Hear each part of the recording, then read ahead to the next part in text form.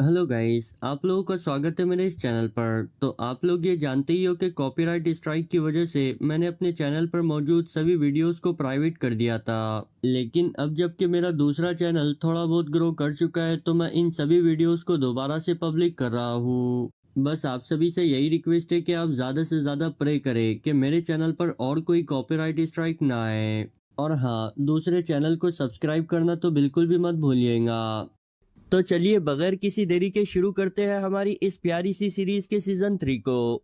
तो जैसा कि लास्ट सीजन में हमने चुनम्यंग और उसके साथियों की सेंट्रल प्लेन्स के बाहर मौजूद 4 आउटर रीजन में से एक सिचुआन रीजन की ट्रिप को देखा था, जिसके बारे में मैं आपको कुछ ज्यादा डिटेल तो नहीं बताने वाला। अगर आप भूल चुके हो तो कोई बात नहीं, जाकर आप दोबारा से मेरी उस 15 घंटे वाली वीडियो को देख सकते हैं। अब सिचुआन टैंग फैमिली के साथ अपने रिलेशंस को स्ट्रांग बनाने के बाद चुनम्यंग और उसके साथी बीस रीजन यानी यूनान की तरफ अपनी जर्नी को कंटिन्यू करते हैं। अब उस बीस रीजन में सेंट्रल प्लेन्स के लोगों को एंट्री नहीं होती, इसलिए खुद टैंग फैमिली के पेट्रियार्च ने वहां जाने वाले एक मर्चेंट ग्रुप को अपॉइंट किया होता है ताकि वो सेफली चुनम्यंग और उनके साथियों को बीस रीजन में पहुंचा दे। लेकिन अब दिक्कत ये होती है कि वो मर्चेंट ग्रुप अपने साथ सामान को कैरी करने की वजह से काफी स्लो ट्रेवल कर रहा होता है, जो कि हमारे चुनम्यंग से बिल्कुल भी बर्दाश्त नहीं होता। वो बोलता है कि यार अगर इस स्पीड से ट्रेवल करेंगे तो अगले सीजन नहीं, सीधे अगले साल हम उस बीस रीजन में पहुंचेंगे। हमें तो अपने सेक्ट लीडर की उम्र लंबी होने की दुआ करनी चाहिए, कहीं ऐसा ना हो कि हमारे सेक्ट वापस पहुंचने से पहले ही बुढ़ापे के कारण वो टपक जाए। सीनियर चुनबाइक चिल्लाते हुए बोलता है कि ये तुम कैसी अनाप शनाप बातें बक रहे हो, क्या तुम्हें दिखाई नहीं देता सामान को हमारे घोड़े कैरी कर रहे हैं इसलिए हमारी स्पीड स्लो है। चुनम्यंग बोलता है कि अच्छा अगर ऐसी बात है तो क्यों ना हम ही लोग इस सामान को कैरी करते हुए दौड़ना स्टार्ट कर दे, इस तरह हमारी ट्रेनिंग भी हो जाएंगी। पीछे से ईसीओल बोलती है क्या तुम सीरियस हो, क्या इस तरह तुम अपने मार्शल आर्टिस्ट होने की आइडेंटिटी को हाइड करोगे। अब चुनम्यंग इन सब चीजों से परेशान हो ही रहा होता है कि मर्चेंट अपनी सवारी को रोक देता है और बोलता है कि हमारे घोड़े थक चुके हैं इसलिए हमें यहीं पर रुककर कुछ देर आराम करना होगा। चुनम्यंग ये सुनने के बाद सोच रहा होता है कि नहीं, ये तो मैंने जितना सोचा था उससे भी 7-8 गुना ज्यादा स्लो चल रहे हैं। मुझे कुछ ना कुछ करना होगा, इस तरह तो 20 रीजन पहुंचने में ही हमें सालों लग जाएंगे। तभी उन सभी लोगों को वहां पर किसी के आने की आहट महसूस होती है। हम देखते हैं कि ये बदकिस्मत लोग और कोई नहीं बल्कि जंगल में लूट मार मचाने वाले चोर डाकू होते हैं। अब मैं इन्हें बदकिस्मत क्यों कह रहा हूँ इसका अंदाजा आपको बहुत ही जल्द लग जाएगा, क्योंकि उन्हें देखते ही हमारा चुनम्यंग खुशी के मारे चिल्लाने लगता है। ये देख वो लुटेरे भी सोचते हैं कि ये क्या इस बच्चे की दिमागी हालत खराब है। चुनम्यंग अपनी खुशी से झूम रही आंखों के साथ चुनबाइक से बोलता है ये लोग यहाँ हमें लूटने के लिए आए हुए लुटेरे हैं, है ना। चुनबाइक बोलता है कि हाँ, लेकिन आखिर तुम इतना खुश क्यों हो रहे हो। साइड से जोग्युल आगे बढ़ते हुए बोलता है कि रुको, मैं अभी इन लोगों को ठिकाने लगाता हूँ। तभी चुनम्यंग उसे रोकते हुए बोलता है कि नहीं, आखिर तुम हमारे इतने प्यारे से घोड़ों के साथ ऐसा कुछ करने के बारे में सोच भी कैसे सकते हो। बेचारा जोग्युल कंफ्यूज होते हुए बोलता है आखिर तुम किन घोड़ों की बात कर रहे हो। चुनम्यंग अपनी एक डेविल सी स्माइल के साथ बोलता है क्या तुम्हें अपने सामने मौजूद ये तरोताजा और तगड़े घोड़े नजर नहीं आ रहे। लगता है कि हमारी यूनान की ट्रिप अब काफी स्मूथ होने वाली है। बेचारे लुटेरों को तो इस बात का अंदाजा भी नहीं होता कि अब उनके साथ क्या होने वाला है। कुछ टाइम बाद हम उनके लीडर के आलू की तरह सुजे हुए चेहरे को देखते हैं, जो कि रोते हुए उनसे कह रहा होता है कि प्लीज हमें माफ कर दो, हमसे बहुत ही भारी मिस्टेक हो गया। चुनबाइक चुनम्यंग से बोलता है मैंने तुमसे कहा था ना इसके मुंह को मत तोड़ना, देखो अब ये क्या कह रहा है मुझे कुछ समझ नहीं आ रहा।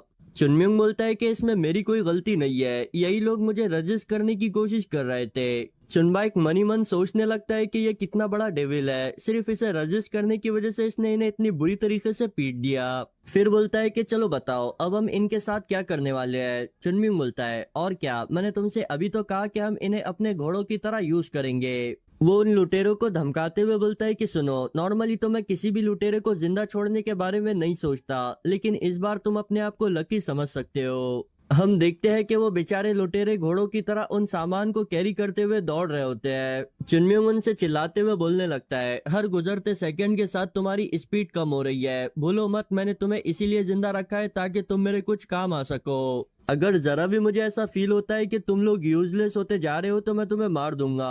वो लुटेरे चिल्लाकर बोलते हैं कि नहीं जनाब, हम अपना बेस्ट देंगे। उस मर्चेंट ग्रुप का लीडर चुनमिंग से बोलता है, क्या हमारे लिए इस तरह ट्रेवल करना ठीक होगा? चुनमिंग बोलता है कि क्यों नहीं, क्या इसमें कुछ गड़बड़ है? मर्चेंट बोलता है कि हाँ, इस तरह हम कई सारे लोगों की अटेंशन को अट्रैक्ट कर रहे हैं। हम उन लोगों को क्या जवाब देंगे अगर वो हमसे इस बारे में पूछते हैं? तो चुनमिंग बोलता है कि ये तो बड़ा ही सिंपल है, हम उनसे कह देंगे कि ये लोग लुटेरे हैं जिन्हें क्या हमारे स्क्वाड लीडर ने डिफीट करके अपना गुलाम बना लिया। देखना, उस 20 प्लेस के लोग हमारी बातों पर बड़ी आसानी से यकीन कर लेंगे। वो स्क्वाड लीडर सोच रहा होता है कि ये क्या, मैं तो इनमें से किसी एक को भी नहीं हरा सकता था और ये बच्चा इन सभी को हराने का क्रेडिट मुझे दे रहा है। कहीं ऐसा ना हो कि इस वजह से मैं किसी मुश्किल में फंस जाऊं। चुनम्योंग अब उन लुटेरों की तारीफ करते हुए बोलता है कि वैसे भी ये कितना अच्छा है, जरा देखो ये किस तरह हमारे लिए घोड़ों की तरह काम कर रहे हैं और रात को ये हमारे लिए टेंट भी लगाते हैं। और अगर तुम्हें भी इनसे कुछ काम हो तो बेझिझक कह देना, मुझे यकीन है कि ये मरने के बजाय उस काम को करना ज्यादा पसंद करेंगे।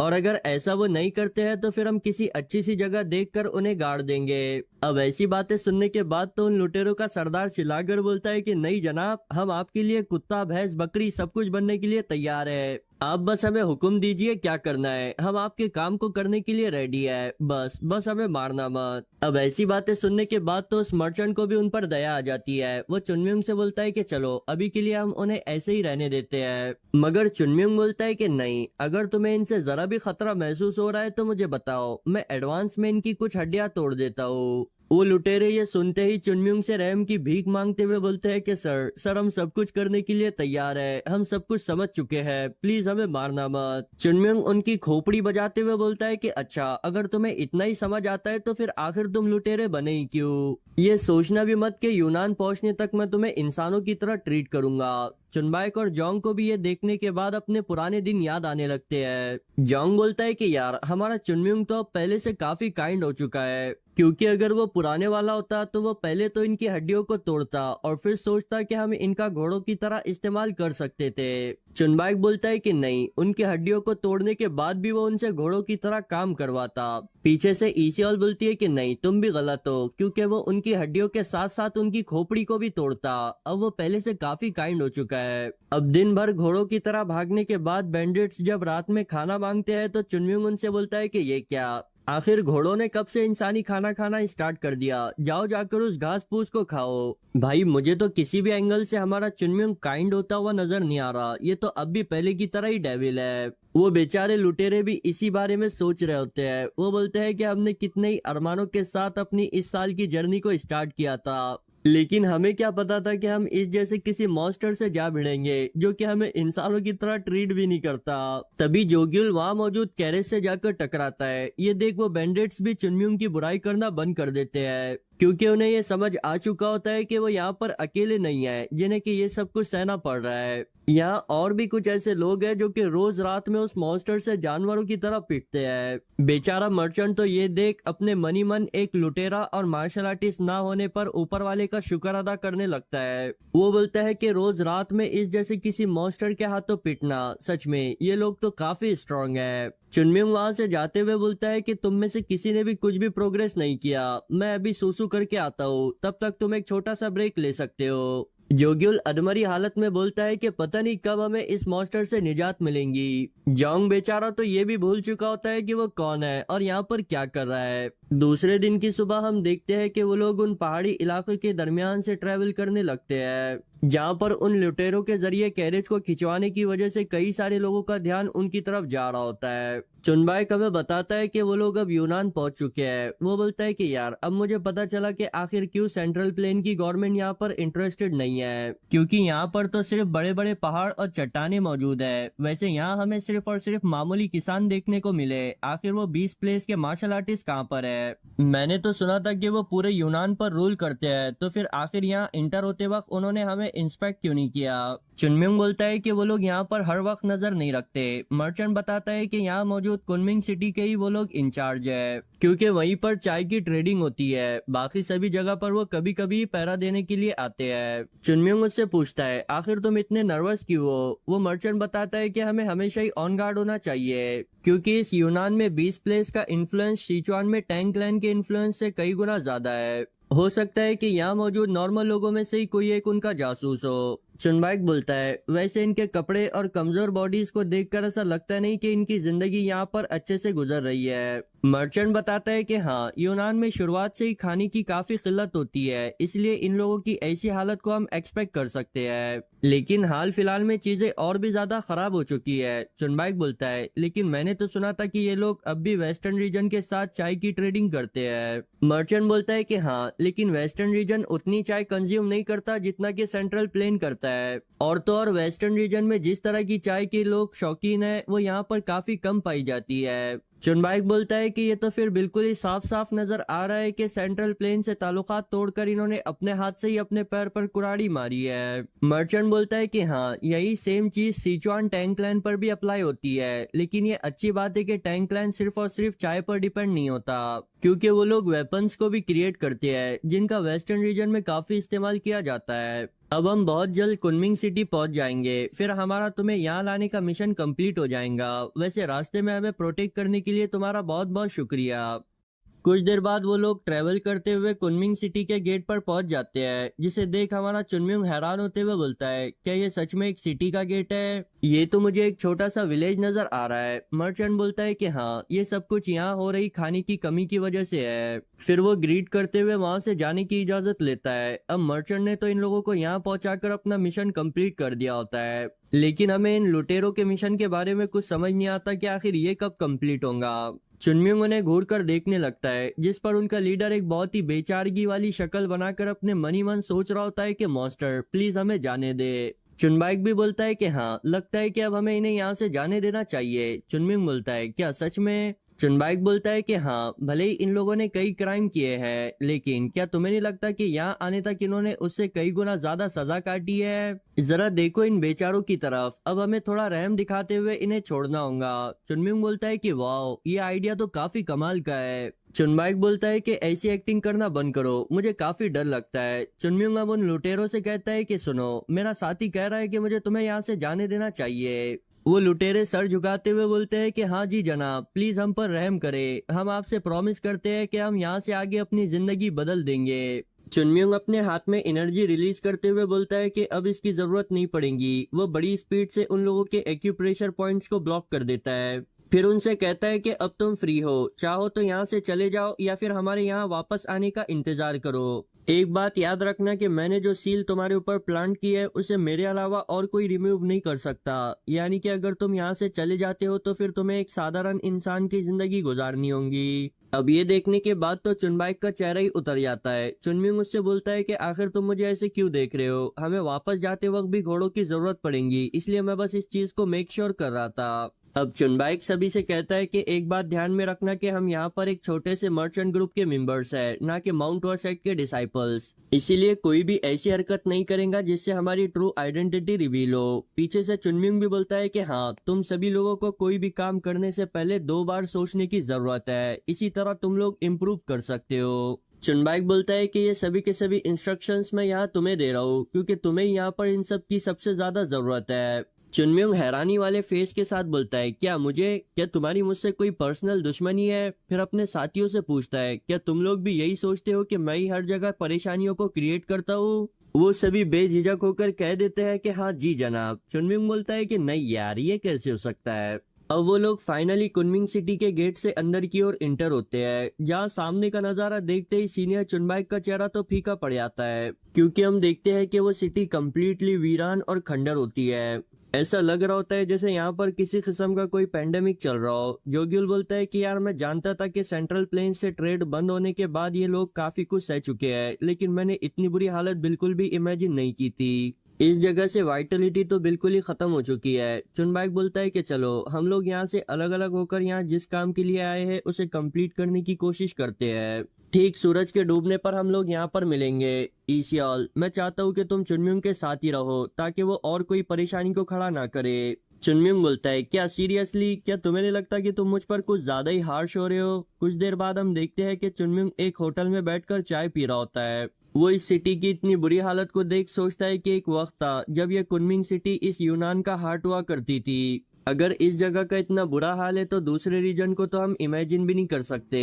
तभी ईसीओल उसे टोकते हुए बोलती है कि इंपीरियल ग्रूम वेल, सभी सीनियर्स रात होने तक उस हर्ब को तलाश करने वाले हैं और यहाँ तुम बैठे एक होटल में चाय पी रहे हो, क्या सच में तुम्हें यह शोभा देता है? चुनम्युंग अपनी जगह से उठते हुए बोलता है कि ठीक है, फिर मैं भी अपने आसपास के इलाके में थोड़ी छानबीन करके आता हूँ। अब ये सुनते ही ईसीओल चुनम्युंग के छानबीन करने के तरीके को इमेजिन करने लगती है, जो कि उसे सदमे में डाल देता है। वो चुनम्युंग को रोकते हुए बोलती है कि रुको जरा, मैं तुम्हारे लिए और एक चाय ऑर्डर करती हूँ। वो जल्दी से ऑनर से कहती है कि हे, हमारे लिए यहाँ की सबसे बेहतरीन चाय को पेश करो। ऑनर भी ये सुनकर काफी खुश हो जाता है। तभी चुनम्युंग उसे रोकते हुए बोलता है कि सर, क्या आप मुझे इस हर्ब के बारे में कुछ बता सकते हैं? वो ऑनर उस फोटो की तरफ देखते हुए बोलता है कि यार, मैं इस इलाके में उगने वाली सभी किस्म की चाय को जानता हूँ, लेकिन मैंने ऐसी हर्ब कभी नहीं देखी। चुनमिंग बोलता है कि अच्छा, क्या यहाँ पर कोई ऐसा इंसान है जो कि मेडिसिन और हर्ब के बारे में नॉलेज रखता हो? ऑनर बोलता है कि हाँ बिल्कुल, मैं उसे यहाँ ला भी सकता हूँ, लेकिन सिर्फ चाय से काम नहीं चलने वाला। चुनमिंग बगैर किसी देरी के उसके तरफ गोल्ड कॉइन बढ़ाते हुए बोलता है कि ठीक है, फिर हमारे लिए कुछ खाना भी ले आओ। वो ऑनर खुशी खुशी उसे लेकर वहां से चला जाता है। ईशियोल उसे ऐसा करता देख उससे पूछती है, क्या स्टार्टिंग से ही तुम्हारा यही प्लान था? चुनमिंग बोलता है कि हाँ, ऐसी जगहों पर हमें डायरेक्टली पूछने पर इंफॉर्मेशन नहीं मिलती, हमें किसी न किसी चीज का सहारा लेना पड़ता है। ईशियोल मनी मन सोचती है कि मानना पड़ेगा, ये असल में है बड़ा स्मार्ट। दूसरी साइड हम जोग्युल को देखते हैं, जो कि परेशान होते हुए सोच रहा होता है कि यार, मुझे तो कुछ समझ नहीं आ रहा, यहाँ के लोगों को इंपीरियल ग्रूमवेल के बारे में कुछ नहीं पता। मैंने सोचा था कि ये लोग सिचुआन के कांटेक्ट में होने की वजह से थोड़े बहुत नॉलेजेबल होंगे, लेकिन यहाँ तो कोई बात करने के लिए भी तैयार नहीं है। तभी एक आदमी उसके आस्तीन को पकड़ लेता है और भाई उसकी हालत सच में काफी खराब होती है। वो तो सिर्फ और सिर्फ जोग्युल से खाना मांग रहा होता है। जोग्युल उसे देख सोचता है कि मैंने आज से पहले कभी किसी को इतना लाचार नहीं देखा, ये पूरी जगह भुखमरी से भरी पड़ी है। अब वो अपने पास से एक ब्रेड का टुकड़ा निकाल कर उसे दे देता है। तभी उसे अपने पीछे से कुछ बच्चों के शोर मचाने की आवाज आती है। मुड़कर देखने पर उसे पता चलता है कि ये तो हमारा जोंग है, जिसे चारों तरफ से बच्चों ने घेर रखा है। वो सभी उससे खाने की मांग कर रहे होते हैं। जोंग उन्हें बांटते हुए बोलता है कि जरा रुको, एक एक करके मैं सभी को दूंगा, लेकिन उनसे बिल्कुल भी नहीं रहा जाता। वो जोंग के झोले को फाड़कर अपने अपने हिस्से को लेकर वहां से चले जाते हैं। जोग्युल ये देख बोलता है कि एटलीस्ट उन्हें तुम्हें शुक्रिया कहना चाहिए था। जोंग बोलता है कि नहीं, वो लोग अभी इस कंडीशन में नहीं है। मैनर्स तभी सामने आते हैं जब पेट भरा हुआ हो। आखिर तुम इस भुखमरी से तड़प रहे बच्चों से क्या ही एक्सपेक्ट कर सकते हो? जोग्युल बोलता है कि हाँ, तुम्हारी बात बिल्कुल सही है, मुझे माफ करना। तभी उन्हें अपने पीछे से किसी के चिल्लाने की आवाज आती है। एक आदमी बच्चे से उस बन को छीनते हुए बोलता है कि इसे मुझे दो, आखिर तुम्हारी हिम्मत कैसे हुई चोरी करने की? वो बच्चा बोलता है कि नहीं, मैंने इसे चोरी नहीं किया, बल्कि उन्हीं लोगों ने इसे मुझे दिया है। वो आदमी बच्चे को जमीन पर गिराते हुए बोलता है कि झूठ, इस कुनमिंग सिटी में कोई भी अपने खाने को शेयर नहीं करता, तुमने जरूर इसे उनसे चुराया होगा। चलो देखते हैं कि अपने हाथ कटने के बाद भी तुम इसे अपने पास ही रख पाते हो या नहीं।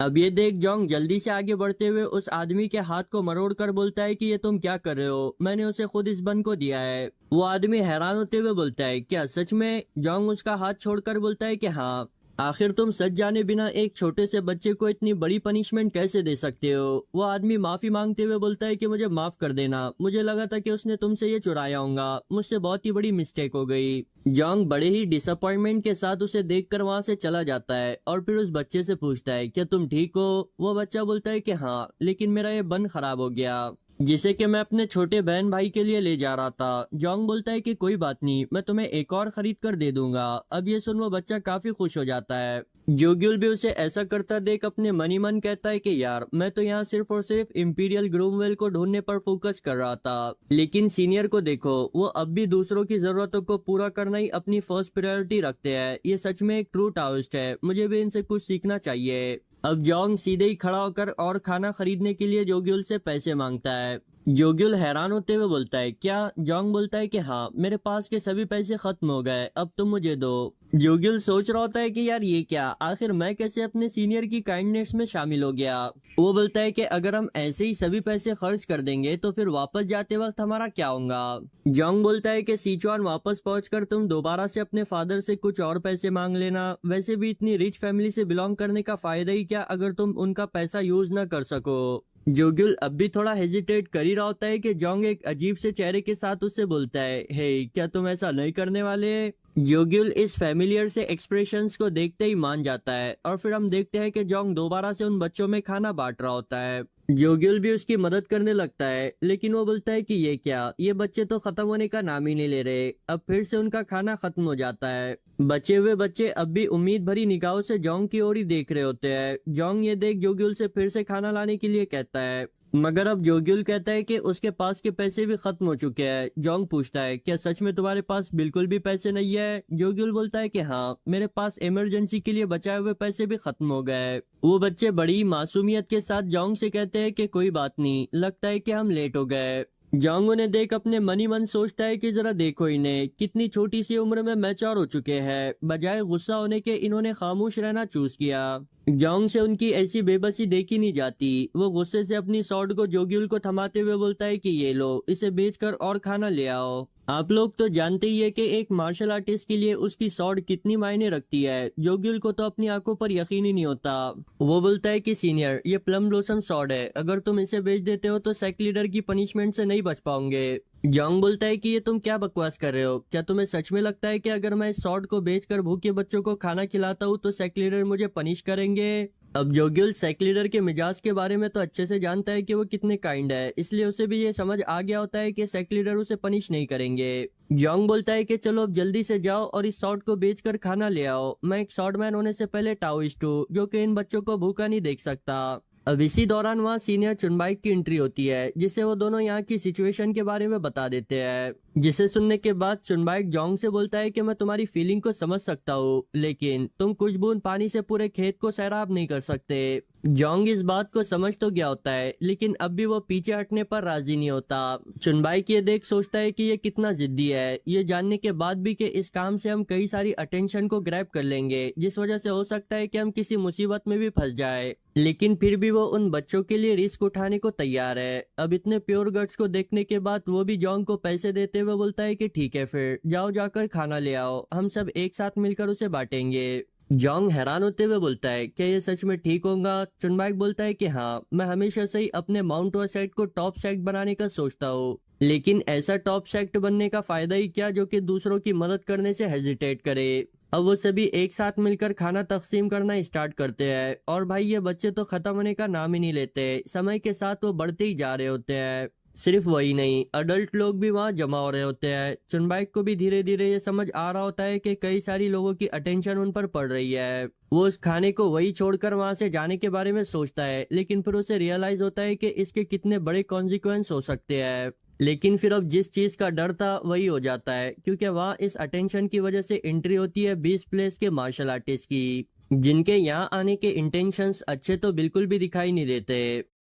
चुनबाइक परेशान होते हुए सोचता है कि ये पूरे 5 लोग हैं। अगर हमें इंपीरियल ग्रोमवेल चाहिए तो काफी सावधानी के साथ काम करना होगा। उन मार्शल आर्टिस्ट का लीडर पूछता है कि आखिर तुम लोग हो कौन और यहाँ पर क्या कर रहे हो? चुनबाइक बड़ी अदब से जवाब देता है कि हम सिचुआन के मर्चेंट गिल्ड से बिलोंग करते हैं, जो कि यहाँ इन भूखे बच्चों को खाना खिलाने का काम कर रहे हैं। वो लीडर बोलता है कि अच्छा, तो तुम मर्चेंट गिल्ड से बिलोंग करते हो और यहाँ भूखे लोगों को फ्री में खाना खिला रहे हो। मैंने तो आज से पहले किसी मर्चेंट को ऐसा करते हुए नहीं देखा। चुनबाइक बोलता है कि मुझे माफ करना, असल में हम लोग यहाँ पर नए हैं। वो लीडर बोलता है कि अच्छा, क्या मैं तुम्हें कोई बेवकूफ नजर आता हूँ? क्या तुम सेंट्रल प्लेन्स के लोगों को यूनान के लोग भिखारी नजर आते हैं? आखिर तुम्हारी हिम्मत कैसे हुई यहाँ आकर ऐसी हरकत करने की? तुम ही लोगों की हरकतों की वजह से यूनान की आज इतनी बुरी हालत हो चुकी है, और अब तुम यहाँ आकर फ्री में खाना बांटकर हमें चिढ़ाने की कोशिश कर रहे हो। चुनबाइक सोचता है कि अच्छा, तो अब मुझे समझ आ रहा है कि आखिर क्यों इन बच्चों के ग्रुप में हमने इतने कम अडल्ट लोगों को देखा। वो माफी मांगते हुए बोलता है कि हमें माफ करना, हमारा ऐसा कुछ करने का इंटेंशन नहीं था। हम अभी अपना सामान पैक करके यहाँ से निकलते हैं। वो लीडर उन्हें रोकने की कोशिश करता है, तभी पीछे से दूसरा मार्शल आर्टिस्ट बोलता है कि बस बहुत हुआ, ये लोग तो बस हमारे बुरे वक्त में हमारी मदद करना चाहते थे, हमें इनके साथ इतना बुरा बर्ताव नहीं करना चाहिए। जिसे सुन वो पहले वाला वहां से जाने लगता है। अब ये देख चुनबाइक चैन की सांस ले ही रहा होता है कि वो मार्शल आर्टिस्ट मुड़कर चुनबाइक पर अटैक कर देता है, जिसे चुनबाइक जैसे तैसे ब्लॉक तो कर देता है, लेकिन उसने यहाँ एक बहुत ही बड़ी मिस्टेक कर दी होती है। वो मार्शल आर्टिस्ट मुस्कुराते हुए बोलता है कि हाँ, तो जैसा कि मैंने सोचा था, तुम लोग कोई मामूली से मर्चेंट नहीं बल्कि ट्रेन मार्शल आर्टिस्ट हो। वो ऑर्डर देता है कि ये लोग सस्पिशियस है, इन्हें पकड़ लो। अब हम देखते हैं कि इन तीनों को ही उन मार्शल आर्टिस्ट ने घेर लिया होता है। जोग्युल अपने सीनियर से आगे क्या करना है इस बारे में पूछता है, मगर सीनियर चुनबाइक तो पहले से ही इस सिचुएशन की वजह से काफी परेशान हो गया होता है। साइड से जोंग उससे माफी मांगते हुए बोलता है कि ये सब कुछ मेरी जिद की वजह से हुआ है, मगर चुनबाइक उससे बोलता है कि नहीं, आखिरी डिसीजन मेरा था, इसलिए मैं ही इन सब चीजों की रिस्पॉन्सिबिलिटी लूंगा। हम सभी एक साथ मिलकर फाइट करेंगे, जिस पर वो दोनों भी राजी हो जाते हैं। लेकिन फिर हमारे जॉन को रियलाइज होता है कि उसने इमोशंस में आकर अपनी शॉट बेच दी थी। जोगिल बोलता है कि कोई ना, किसी लकड़ी की स्टिक को उठा लो। जोंग बोलता है कि नहीं, मैं क्लोज कॉम्बैट टेक्निक को यूज कर लेता हूँ। अब उन लोगों को इन मार्शल आर्टिस्ट के पोस्टर से ये समझ आ रहा होता है कि ये सभी के सभी लोग काफी स्किल्ड है, यानी कि इनका यहाँ से बच निकलना काफी मुश्किल होने वाला है। चुनबाई किसी तरकीब के बारे में सोच ही रहा होता है कि वही पहले वाला मार्शल आर्टिस्ट बोलता है कि हे, अगर तुम यहाँ से बचकर भागने के बारे में सोच रहे हो तो मैं तुम्हें यह पहले ही बता दूं कि यह बिल्कुल भी काम नहीं आने वाला। हम सभी के सभी 20 प्लेस के मार्शल आर्टिस्ट हैं। अब वो सभी एक साथ उन पर अटैक कर देते हैं, लेकिन तभी उनमें से एक को अपने पीछे से कोई आता हुआ महसूस होता है। और फिर अगले सीन में हम देखते हैं कि हमारे चुनम्युंग ने हवा में ही उन सब की बैंड बजा दी होती है। वो चुनबाइक को चिढ़ाते हुए बोलता है कि सीनियर, शायद कुछ टाइम पहले कोई ये कह रहा था कि वो मैं हूँ जो कि यहाँ परेशानियों को क्रिएट करता है, लेकिन जरा देखो तो हमें यहाँ आए हुए आधा दिन भी नहीं हुआ और उसी बंदे ने यहाँ सबसे बड़ा तमाशा खड़ा कर दिया। चुनबाइक मन ही मन बोलता है कि यार, इससे अच्छा तो मैं इन लोगों के जरिए पकड़ा जाता। चुनम्युंग जोंग पर भी चिल्लाते हुए बोलता है कि हे, इतनी अर्जेंट सिचुएशन में तुम्हारी शॉट कहाँ पर है? आखिर तुम दूसरी ओर क्यों देख रहे हो? चलो जल्दी से मुझे जवाब दो। जोगिल बड़ी मासूमियत के साथ बोलता है कि हमने उसे राशन दुकान वाले को भेज दिया। अब ये सुनने के बाद तो चुनम्युंग की खुशी का कोई ठिकाना ही नहीं होता। वो बोलता है कि वाह, कितना महान काम किया है, अनबिलीवेबल। चलो अब बताओ, क्या मैं तुम लोगों को भी उसी राशन दुकान वाले को भेज दूं? क्या तुम लोगों की अकल घास चढ़ने के लिए गई है? पीछे से वो मार्शल आर्टिस्ट बोलता है कि हे बच्चे, आखिर तू कौन है? लगता है कि तुझे इस सिचुएशन का अंदाजा नहीं है। चुनम्युंग बड़ी फ्रस्ट्रेशन के साथ पीछे मुड़कर उससे बोलता है कि हे, क्या अभी अभी तूने मुझे बच्चा कहा?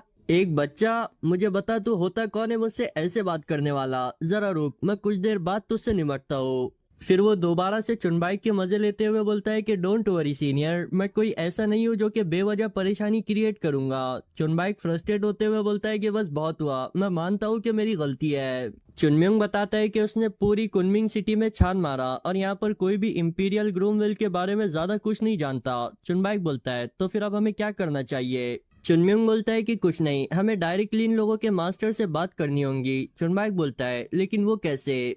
चुनम्युंग बोलता है कि ये तो बड़ा ही सिंपल है, हम उनसे डायरेक्टली कहेंगे कि वो हमें अपने मास्टर के पास ले जाए। जोग्युल बोलता है, ये तो मुझे मरने का सबसे फास्टेस्ट वे नजर आ रहा है। चुनम्युंग सीधे ही उन मार्शल आर्टिस्ट से कहता है, क्या तुम हमें डायरेक्टली अपने मास्टर के पास ले जाओगे या फिर मैं तुम्हारी थोड़ी खातिरदारी कर लूं?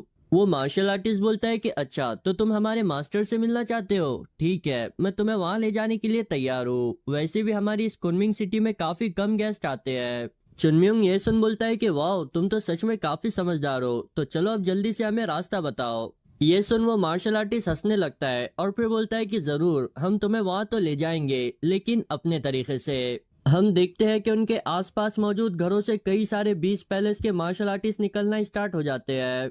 उनकी तादाद सैकड़ों में होती है। चुनम्युंग ये देख बोलता है कि अरे अरे, थोड़ा शांत हो जाओ, क्या तुम्हें नहीं लगता कि तुम्हारा नंबर हमारे से कुछ ज्यादा ही ज्यादा है? मतलब अब मुझसे ये मत कहना कि जमीन के नीचे से भी तुम्हारे कुछ लोग निकलेंगे। वो मार्शल आर्टिस्ट बोलता है कि नहीं, ऐसा कुछ नहीं होने वाला।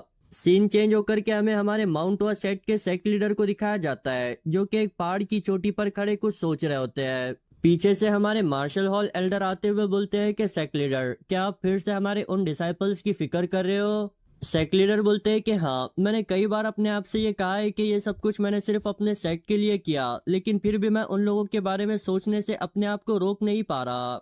एल्डर बोलते हैं कि हाँ, ये आपके लिए बिल्कुल भी आसान नहीं होगा, लेकिन फिर भी क्या आपको नहीं लगता कि हमें उन पर भरोसा करना चाहिए? क्योंकि वो लोग हमसे काफी बेहतर है, हमें बस एक ऐसी फाउंडेशन बनना होगा जो कि उन्हें सपोर्ट करे। सेक्ट लीडर बोलते हैं कि हाँ, तुम बिल्कुल सही हो, लेकिन फिर भी वो लोग आज से पहले कभी माउंट व सेट से इतनी दूर नहीं गए।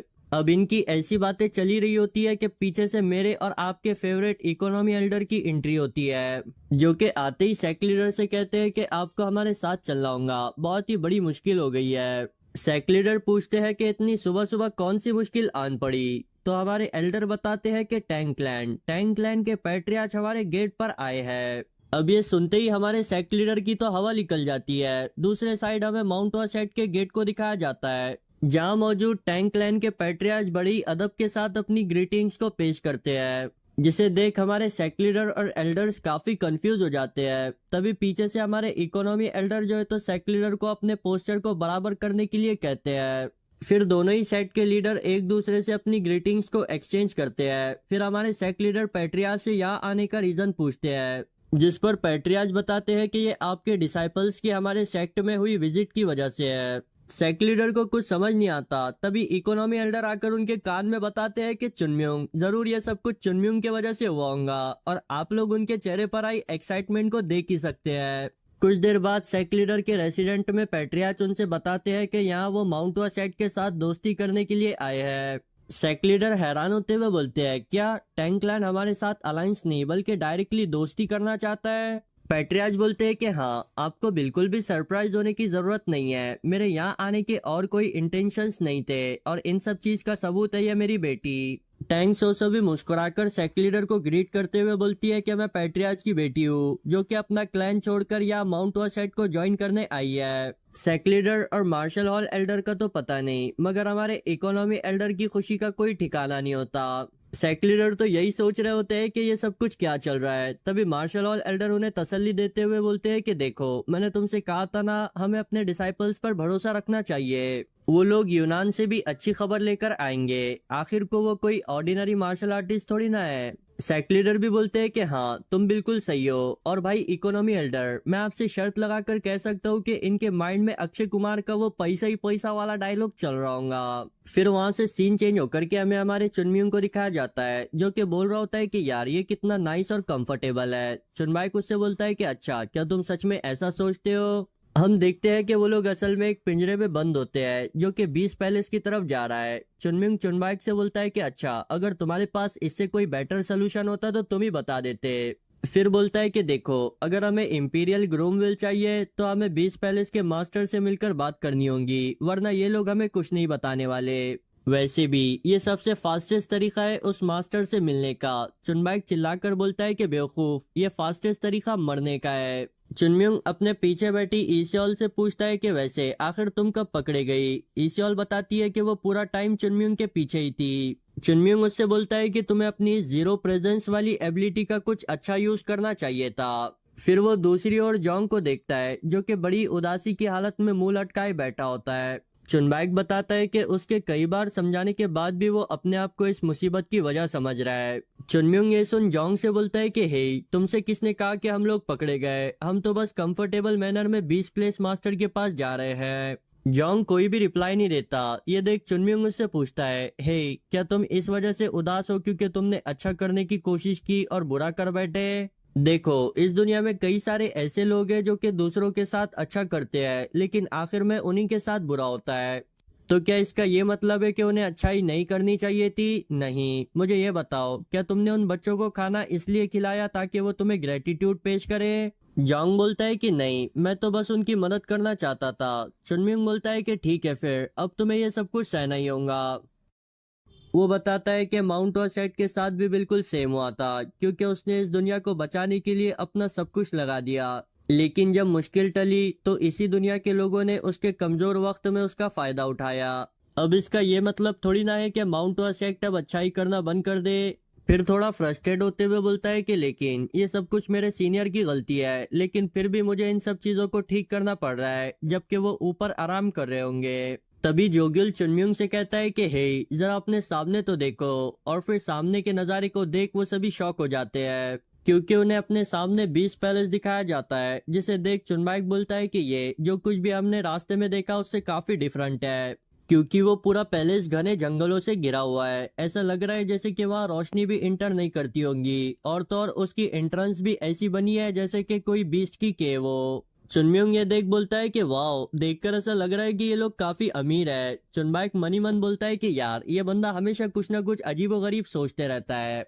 अब वो 20 पैलेस में इंटर होते हैं, जहाँ वो पहले वाला मार्शल आर्टिस्ट उन्हें और डराते हुए बोलता है कि हे, क्या तुम जानते हो यहाँ जितने भी प्रिजनर्स इंटर हुए हैं उनमें से कोई भी जिंदा वापस नहीं गया।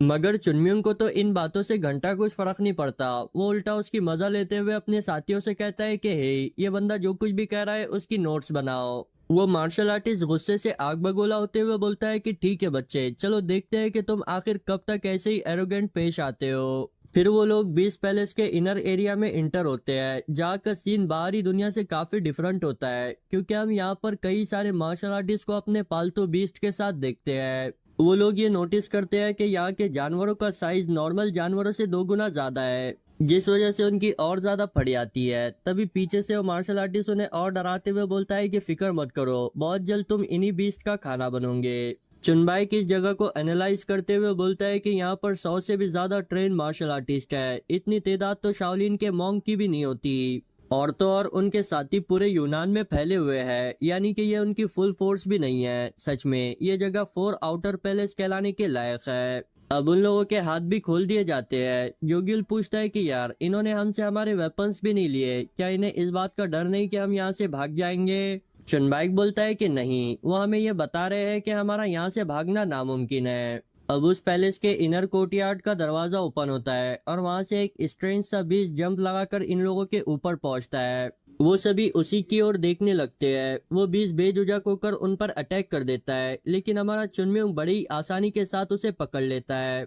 हम देखते हैं कि वो बीस्ट गुस्से से बिलबिलाकर चुनम्युंग पर अटैक करने की कोशिश करता है। चुनम्युंग ये देख बोलता है कि ये क्या ये एक कैट है? जोग्युल बोलता है कि यार, इसमें तुम्हें कौन सा पार्ट बिल्ली की तरह नजर आ रहा है? जोंग भी बोलता है कि हाँ, ये तो मुझे कोई इनहांस बीस्ट लगता है। चुनम्युंग उसे टीज करने लगता है, ये कहते हुए कि वो काफी क्यूट है। अब ये देख वो जानवर गुस्सा होकर चुनम्युंग के उंगली पर काटने की कोशिश करता है, मगर फिर वो कुछ देख उसे काटने के बजाय चाटना स्टार्ट कर देता है। और उसे देखकर ये समझ आ रहा होता है कि वो ऐसा जानबूझकर नहीं कर रहा, क्योंकि उसे चुनम्युंग के अंदर का डेविल नजर आ रहा होता है। जिसे देख जोंग और जोग्युल भी बोलते हैं कि वाओ, ये बीस्ट तो सच में काफी स्मार्ट निकला। चुनम्युंग बचकानी हरकत करते हुए उसे चुनबाई की तरफ करते हुए कहता है कि ये लो, इसे काटो, इसे काटो। तभी वहाँ एक और पर्सन की एंट्री होती है, जिसकी प्रेजेंस से ही वो सभी सहम जाते हैं। उन्हें ऐसा फील हो रहा होता है जैसे कि वो कोई इंसान नहीं बल्कि अपने आप में ही एक जानवर हो। चुनबाइक उसे देख बोलता है कि ये बंदा इस जगह का ट्रू रूलर है। इसकी प्रेजेंस को मैं टैंक क्लैन के पैट्रियार्च की प्रेजेंस से कंपेयर भी नहीं कर सकता।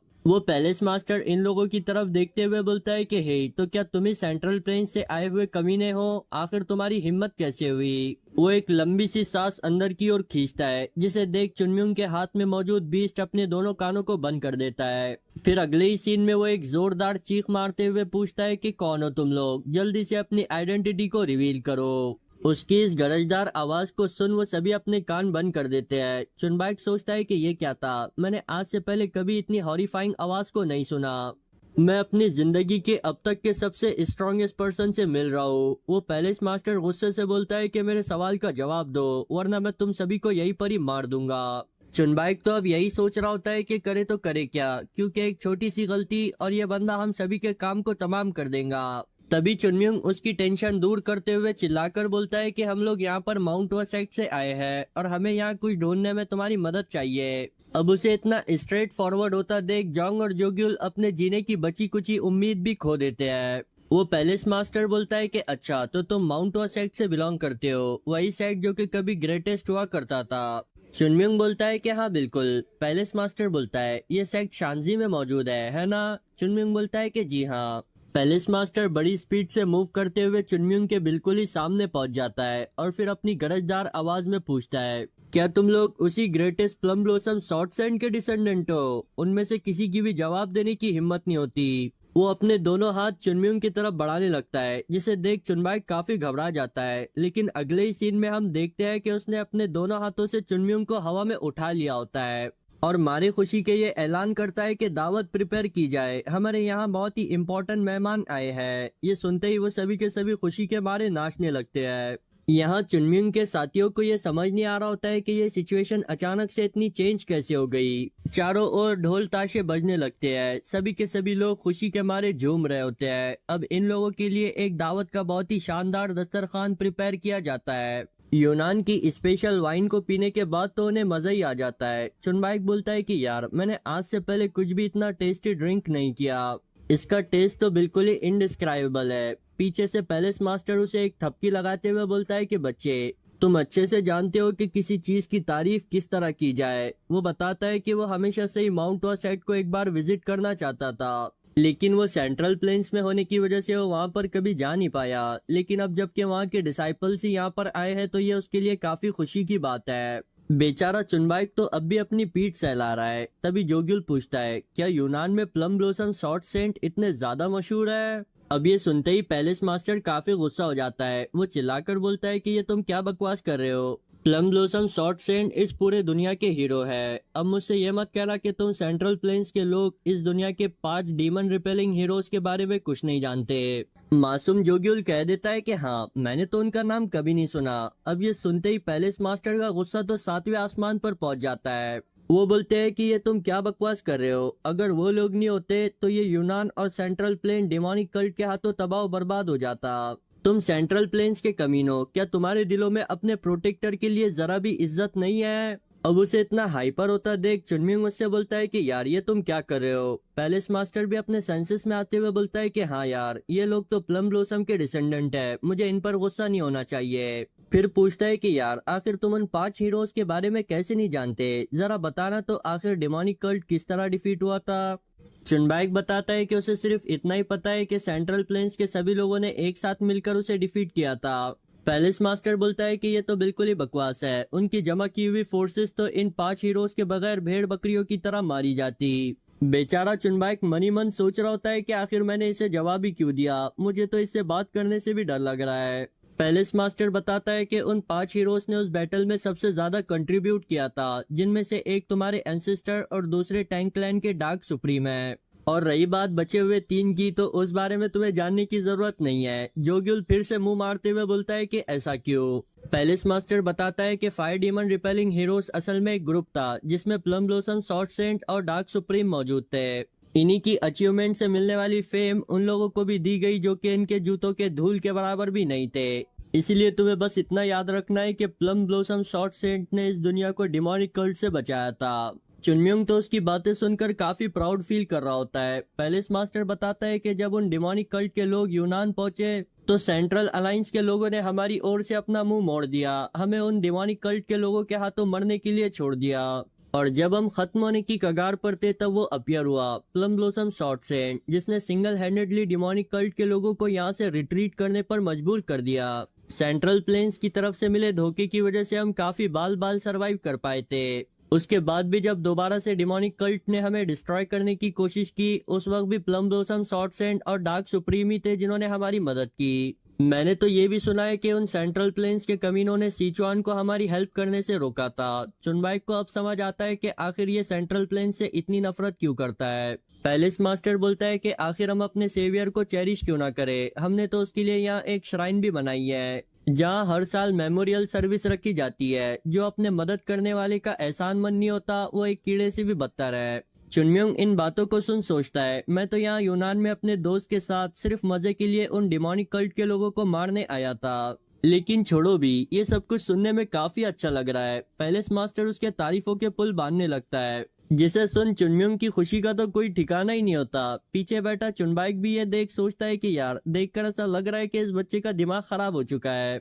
पैलेस मास्टर बोलता है कि तुम सेंट्रल प्लेन के वो अकेले लोग हो जिनका हम यहाँ पर एक मेहमान की तरह इस्तेकबाल करेंगे, इसलिए तुम्हारा यहाँ हमेशा वेलकम है। कुछ देर बाद हम देखते हैं कि पैलेस मास्टर और चुनम्युंग बड़े ही मजे के साथ ड्रिंक एंजॉय कर रहे होते हैं।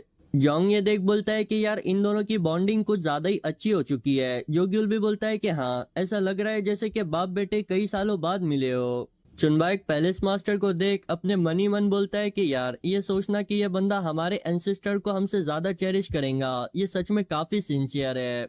फिर बोलता है कि मैंने प्लम ब्लॉसम, शॉर्ट सेंट के कारनामे अपने आंखों से तो नहीं देखे, लेकिन अगर वो सच में इतने ही ग्रेट है जितने कि आप बता रहे हो, तो फिर आखिर सेंट्रल प्लेन में इस बारे में क्यों बात नहीं की जाती। अब ये सुनते ही वहाँ का माहौल दोबारा से टेंस हो जाता है। पैलेस मास्टर बताता है कि ऐसा इसलिए है क्योंकि उन सेंट्रल प्लेन्स के कमीनों ने हिस्ट्री को इस तरह मैनिपुलेट किया जैसे कि वो सब कुछ कभी हुआ ही नहीं था। तो इस पार्ट की शुरुआत में पैलेस मास्टर बताता है कि हिस्ट्री वो नहीं जो कि एक्चुअल में हो चुका है, बल्कि हिस्ट्री तो वो होती है जो कि हम अपने डिसेंडेंट को बताते हैं। यानी कि इसमें कई सारी हेरा फेरी हो सकती है, जिसका सबसे बड़ा सबूत है माउंट सेट। यहाँ तुम लोगों को हमें अपने एंसेस्टर के बारे में बताना चाहिए था, लेकिन जरा देखो तो तुम्हें तो खुद ही उनके बारे में कुछ भी पता नहीं। इसके पीछे यही रीजन है कि तुम्हारा सेट उन सभी लोगों को खो चुका है जो कि तुम्हें इस बारे में बता सकते थे, और तो और अब उसके पास इतनी पावर भी नहीं है कि वो इन सब चीजों को क्लेम कर सके। किसी ने सच ही कहा है, हिस्ट्री हमेशा जीते हुए लोगों के हाथों ही लिखी जाती है।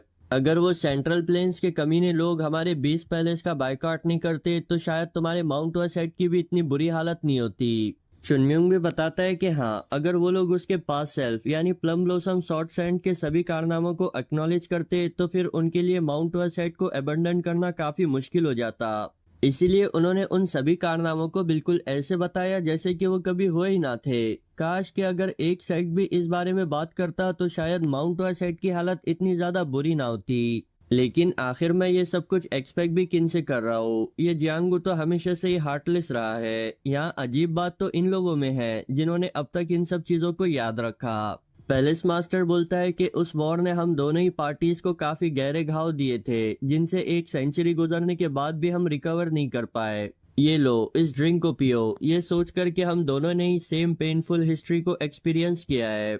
ये दुनिया हमेशा से ही हार्टलेस रही है, तुम लोग भी काफी पेन में होंगे। चुनम्युंग उसकी बात काटते हुए बोलता है कि नहीं, पास्ट पास्ट बन चुका है, प्रेजेंट टाइम में उस पर रोने से कुछ नहीं मिलने वाला। अब हमें अपने जनरेशन में अपने सेट को दोबारा से ग्रेटेस्ट बनाने के बारे में सोचना होगा। इसी तरह हम अपने सेट की हिस्ट्री को इस दुनिया के सामने ला सकते हैं। जैसा कि तुमने कहा, हिस्ट्री हमेशा जीते हुए लोगों के हाथों ही लिखी जाती है, इसलिए अब हमें जीता हुआ पर्सन बनना होगा। चुनम्युंग की ऐसी हिम्मत और जज्बे से भरी बातों को सुन पैलेस मास्टर काफी खुश हो जाता है और फिर उसे एक धपकी मारते हुए बोलता है कि बच्चे, तुमसे मैं जितना ज्यादा बात कर रहा हूँ तुम मुझे उतने ज्यादा पसंद आ रहे हो। चुनम्युंग, जिसका फेस अभी जमीन में गड़ चुका है, वो बेचारा अपनी बात करने पर पछता रहा होता है। अब पैलेस मास्टर बोलता है कि वैसे मैं तो तुमसे यह पूछना भूल ही गया कि आखिर तुम्हारा यहाँ आने का मकसद क्या है। तुम यहाँ इतनी दूर सिर्फ हमसे मिलने के लिए तो नहीं आए होंगे। चुनम्युंग बोलता है कि हाँ, हम लोग यहाँ पर इंपीरियल ग्रोमवेल नामी हर्ब की तलाश में आए हैं। क्या तुम इस बारे में कुछ जानते हो? पैलेस मास्टर हैरान होते हुए बोलता है, क्या इंपीरियल ग्रोमवेल? वो क्या चीज है? मैंने तो इस बारे में आज से पहले कभी नहीं सुना। सीन चेंज होकर के हम हमारे जोग्युल को देखते हैं, जो कि पानी में अपने चेहरे को डालकर शराब के नशे को उतारने की कोशिश कर रहा होता है। अब वो सोने के लिए जा ही रहा होता है कि उसकी नजर वहाँ उदासी की हालत में बैठे जोंग पर पड़ती है, जिसके पास जाकर बैठने पर जोंग उससे अपनी पिछली की हुई मिस्टेक पर माफी मांगता है। वो बोलता है कि आज हम काफी लकी थे जो कि बच गए, वरना आज तो हमारी मौत पक्की थी। जोग्युल बोलता है कि अब बस भी करो, भले ही कितना बुराई क्यों ना हो जाए, चुनम्युंग के रहते हम उसे मैनेज कर लेंगे। जोंग बोलता है कि हाँ, यही तो असल में प्रॉब्लम है। मेरे भी इसी तरह सोचने की वजह से इस पूरी जर्नी में मैं चुनम्युंग की हेल्प तो ना ही कर पाया, उल्टा उस पर बर्डन बन गया। ये मेरी बेवकूफी थी, देखना मैं ऐसा दोबारा बिल्कुल भी नहीं करूंगा। जोग्युल उसे शांत करने की कोशिश करता है और फिर कुछ देर बाद उससे पूछता है कि वैसे मुझे बताओ कि आखिर तुमने उस तरह रिएक्ट क्यों किया था? मैंने तुम्हें फर्स्ट टाइम इतना सीरियस देखा है। जोंग बोलता है कि असल में तुम तो ये जानते ही होंगे कि माउंट सेट ज्वाइन करने से पहले मैं एक ऑर्फान यानी कि यतीम था। जोग्युल बोलता है कि हाँ। जोंग बोलता है, लेकिन तुम्हें ये नहीं पता होगा कि मैं एक भिखारी भी रह चुका हूँ। अब इस बात को सुन जोग्युल काफी हैरान हो जाता है। जोंग उसे बताता है कि वो बचपन में अपने माँ के साथ रहता था, उनका इस दुनिया में कोई रिश्तेदार या जान पहचान वाला नहीं था। उनके गुजर जाने के बाद वो इस दुनिया में अकेला पड़ गया। अब उसके पास सरवाइव करने के लिए भीख मांगने के अलावा और कोई चारा नहीं था। कई दिनों तक भूखा होने की वजह से वो खाने के लिए किसी को मारने को भी तैयार था, लेकिन अफसोस की बात तो ये थी कि उसके पास ऐसा करने की भी ताकत नहीं थी। वो बताता है कि अगर उसके पास ताकत होती तो वो जरूर एक चोर या डाकू बन जाता।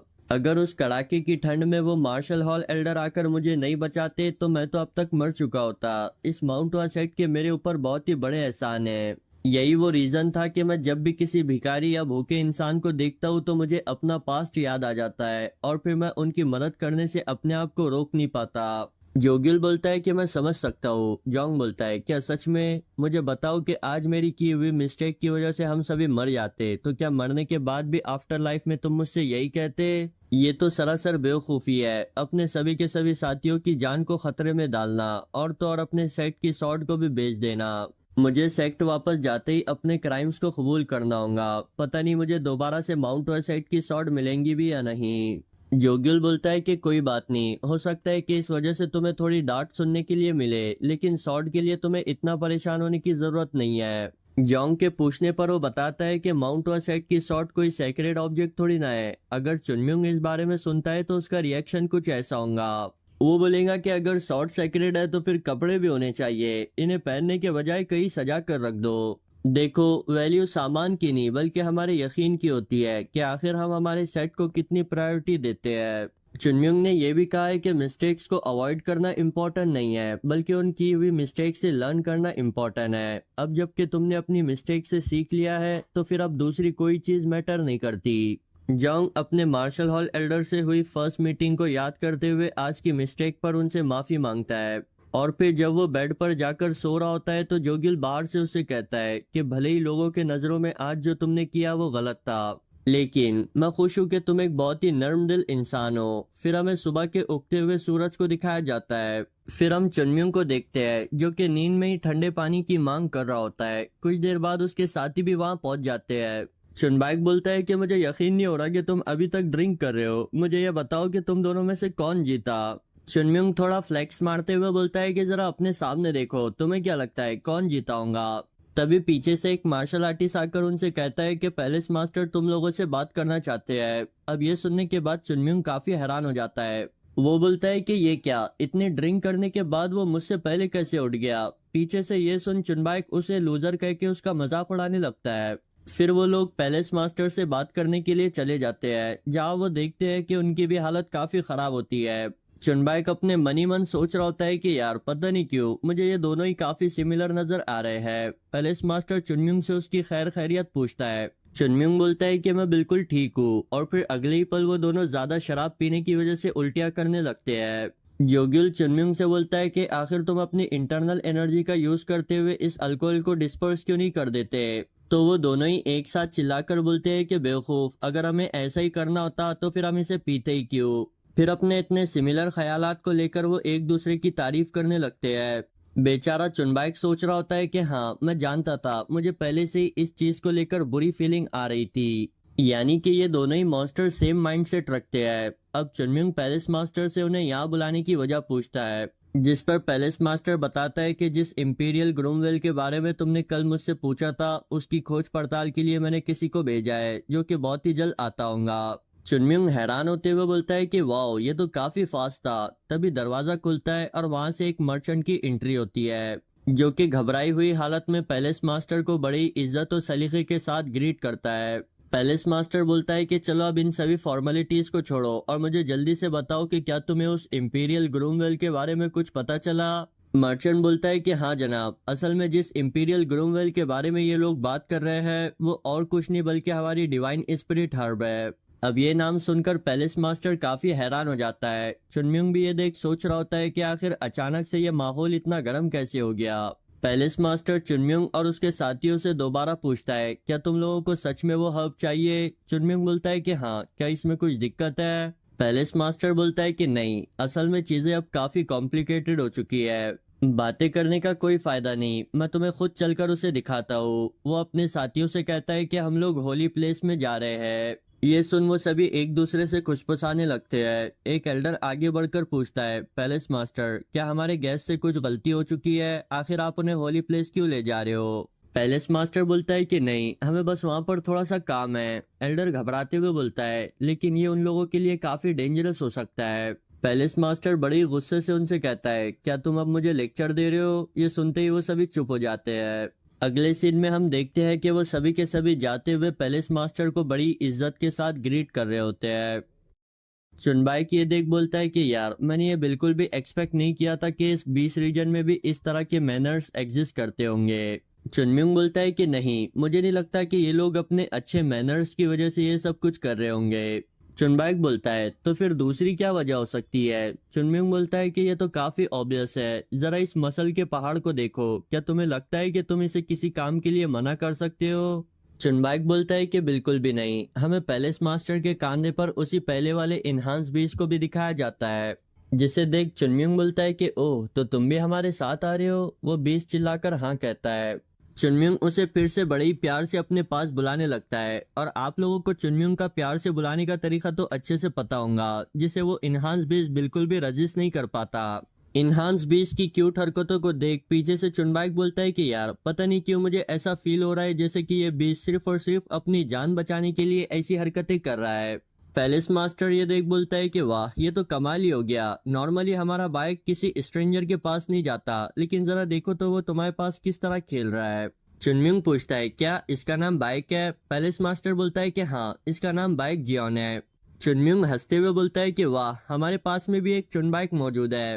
पैलेस मास्टर बताता है कि उनका वाला बाइक काफी शॉर्ट टेम्पर और फियर्स है। कभी कभी तो वो ऐसी पूकी एक्टिंग करता है कि उन्हें ये भी समझ नहीं आता कि उसे क्या पसंद है और क्या नहीं। चुनम्यंग बोलता है कि वाओ ये दोनों कितने ज्यादा सिमिलर है। पीछे से चुनबाइक का दिमाग खराब हो रहा होता है। पैलेस मास्टर बताता है कि ये एक इनहांस बीस्ट है, इसलिए इसके लिए साइज मैटर नहीं करता। एक घर जितना बड़ा टाइगर भी इसके सामने 1 इंच भी हिलने की कोशिश नहीं करेगा। चुनम्यंग चुनबाइक की और ज्यादा मजा लेते हुए बोलता है कि चलिए बड़े बाइक आगे चलते हैं। फिर कुछ देर और आगे चलने पर चुनम्यंग पैलेस मास्टर से पूछता है कि आखिर ये तुम्हारा होली पैलेस है कहाँ पर। यहाँ तो चारों तरफ घना जंगल नजर आ रहा है। पैलेस मास्टर बताता है कि असल में ये जंगल ही उनके 20 पैलेस की होली लैंड है, जहाँ पर आना फॉरबिडन समझा जाता है। यहाँ पर 20 पैलेस के किसी भी डिसाइपल और मास्टर को इंटर करने की इजाजत नहीं है, लेकिन ये चीज बाहरी लोगों पर अप्लाई नहीं होती, इसलिए तुम यहाँ पर आ सकते हो। चुनबाइक बोलता है कि ये क्या बात हुई, ये तो तुम्हारी होली लैंड है ना, तो फिर यहाँ बाहरी लोगों को आने की इजाजत कैसे है। पैलेस मास्टर बोलता है कि यहाँ पर जानवर भी तो आते जाते रहते हैं और हमारी नज़र में इंसान और जानवर सिमिलर है।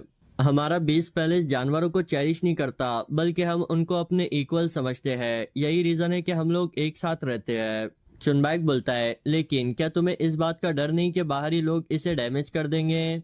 पैलेस मास्टर बोलता है कि बिल्कुल भी नहीं, होली लैंड तो होली लैंड है, हमें इससे फर्क नहीं पड़ता कि वो कैसी हो। अब चुनबाइक तो पैलेस मास्टर की इन बातों से काफी इम्प्रेस हो गया होता है। तभी चुनम्यंग बोलता है कि लेकिन अगर तुम्हें इस प्लेस के डैमेज होने से कोई फर्क नहीं पड़ता तो फिर आखिर इसे होली प्लेस कह ही क्यों रहे हो, ये तो बिल्कुल नॉर्मल जगह हुई ना। पैलेस मास्टर अजीब सा फेस बनाते हुए बोलता है कि यार इस बारे में तो मैं खुद भी नहीं जानता। फिर वो लोग ऐसे ही अपने सफर को आगे कंटिन्यू करते हैं। अंदर की ओर वो जंगल और भी ज्यादा घना होता जा रहा होता है। जोग्युल बोलता है कि अब तो यहाँ लाइट भी जमीन पर टच नहीं कर पा रही। जोंग बोलता है कि हाँ मैंने तो घर जितने बड़े बीस्ट भी यहाँ पर देखे, लेकिन पता नहीं क्यों हमें यहाँ पर डर नहीं लग रहा। भाई लगेगा भी कैसे, ये मसल की दुकान जो इनके साथ मौजूद है। कुछ देर बाद पैलेस मास्टर एक जगह रुककर बोलता है कि चलो तो फाइनली हम अपने डेस्टिनेशन पर पहुंच गए। वो बताता है कि जिस डिवाइन स्पिरिट हर्ब को तुम यहाँ ढूंढने के लिए आए हो वो यूनान में काफी पाई जाती थी, लेकिन डिमोनिक कल्ट के अटैक की वजह से उसके सभी हार्वेस्टिंग पॉइंट जल गए। अब सिर्फ एक ही जगह है जहाँ पर वो हमें मिल सकती है। वो उन घनी झाड़ियों को हटाकर आगे की ओर बढ़ता है, जहाँ पर हमें एक बड़ी सी पानी की लेक नजर आती है। वो सभी जंगल के बीचों बीच मौजूद पानी की लेक को देख काफी हैरान हो जाते हैं। पैलेस मास्टर बोलता है कि बस अब यही मेरी लिमिट है, यहाँ से आगे मैं नहीं जा सकता। चुनबाइक बोलता है कि अच्छा तो क्या अब उस हर्ब को लेने हमें अकेले ही यहाँ से आगे जाना होगा। पैलेस मास्टर बोलता है कि हाँ लेकिन जरा रुको, यहाँ पर एक छोटी सी प्रॉब्लम है। चुनमिंग पूछता है क्या एक छोटी सी प्रॉब्लम। पैलेस मास्टर बोलता है कि हाँ, समझाने के बजाय मैं तुम्हें डायरेक्टली उसे दिखाई देता हूँ। वो अपने साथ लाए कुछ गोश्त के टुकड़ों को उस लेक के किनारे पर फेंक देता है। वो टुकड़े वहीं पर ही पड़े होते हैं। इन सभी को कुछ समझ नहीं आता कि यहाँ पर चल क्या रहा है। अगले ही सीन में एक बीस्ट आकर उन गोश्त के टुकड़ों पर टूट पड़ता है, जिसे देख वो सभी के सभी हक्के बक्के रह जाते हैं। उन्हें अपनी आंखों पर यकीन नहीं आता कि ऐसा कुछ भी एग्जिस्ट कर सकता है। हमें उस बीस्ट की एक छोटी सी झलक दिखाई जाती है और भाई जरा देखो ये कितना ज्यादा टेरिफाइंग है। और उसके साइज के तो क्या ही कहने, उसके मूवमेंट से ही वो पूरा पानी उछल रहा होता है। अब वो अपना दीदार कराने के बाद चुपचाप दोबारा से पानी में चला जाता है। उसकी एक झलक से ही ये सभी सुन हो चुके होते हैं। चुनबाइक चिल्लाकर बोलता है कि आखिर ये था क्या। चुनम्युंग भी बोलता है कि हाँ ये जो भी था बहुत ही बड़ा था। पैलेस मास्टर बताता है कि भाई ये वही छोटी प्रॉब्लम है जिसके बारे में मैं तुमसे कह रहा था। चुनम्युंग बोलता है कि आखिर ये कौन सी जगह है और यहाँ पर एक जीता जागता ड्रैगन क्या कर रहा है। पैलेस मास्टर बोलता है कि ड्रैगन्स तो इमेजिनरी क्रिएचर्स है जो कि रियल लाइफ में एग्जिस्ट नहीं करते। ये जो तुमने देखा ये एक स्नेक था जिसे इंक स्केल ब्लड पाइथन कहा जाता है। चुनमिंग बोलता है कि आखिर इस बात से फर्क ही क्या पड़ता है, क्या तुम्हें सच में लगता है कि वो स्नेक ड्रैगन के कंपैरिजन में कुछ कम है? फिर सोचता है कि मैं कितना बड़ा बेवकूफ था जो कि ये सोच बैठा कि ये जगह नॉर्मल होंगी। अब मुझे समझ आ रहा है कि आखिर क्यों यूनान के लोग इतनी अच्छी फर्टाइल जमीन होने के बाद भी उस बंजर से इलाके में रहना पसंद करते हैं। कोई बेवकूफ ही होगा जो कि यहाँ इसका नाश्ता बनने के लिए आएगा। पैलेस मास्टर बताता है कि इस स्नेक को हम ब्लड पाइथन कहते हैं। उसकी स्किन पर मौजूद स्केल्स इतने ज्यादा हार्ड है कि उस पर शॉर्ट का अटैक काम नहीं करता, और उसकी स्ट्रेंथ के तो क्या ही कहने, वो अपनी दुम की एक छोटी सी फ्लिक के साथ इस रिवर के फ्लो को चेंज कर सकता है।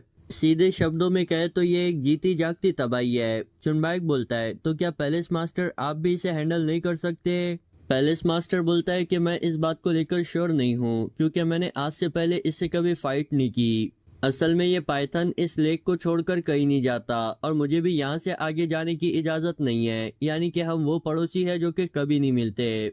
चुनबाइक बोलता है कि अच्छा, तो अब अगर हमें इंपीरियल ग्रूमवेल चाहिए तो हमें इस पाइथन से फाइट करनी होगी। पैलेस मास्टर उनका मजाक उड़ाते हुए बोलता है कि हाँ, ये बस एक छोटी सी प्रॉब्लम है। चुनमिंग गुस्सा होते हुए बोलता है कि हाँ हाँ, एक छोटी सी प्रॉब्लम, ज्यादा से ज्यादा क्या ही हो सकता है, हम लोग मारे जाएंगे। अमिताभा। चुनबाइक उसे टोकते हुए बोलता है कि हम लोग अमिताभा नहीं अमत्यस कहते हैं। असल में अमिताभा मॉन्क कहते हैं और अमत्यस ताओइस्ट। चुनमिंग बोलता है कि अब इस बात से क्या ही फर्क पड़ता है, ताओइस्ट हो या मॉन्क, उस स्नेक का एक हिट और खेल खत्म। वो वहां पर स्नेक के जरिए क्रिएट किए हुए गड़े को देख सोचता है कि यहाँ पर ना तो वुडोंग सेट की इनहांस शॉट टेक्निक यूज की हुई है और ना ही टैंक लाइन की हिडन मार्शल आर्ट। सिंपली उस ब्लड पाइथन ने अपनी जॉ की स्ट्रेंथ का एक छोटा सा नमूना हमारे सामने पेश किया है। पता नहीं मैंने ये सोचा भी कैसे कि इस बार मेरा लक साथ देगा और जर्नी स्मूथ जाएंगी। जोंग बोलता है कि अब आखिर हम उस स्नेक को किस तरह हराएंगे। चुनमिंग बोलता है, तुम्हारी इस बात से क्या मतलब है तो वो एक बीस्ट ही जिसका हमें सर फोड़ने की जरूरत है।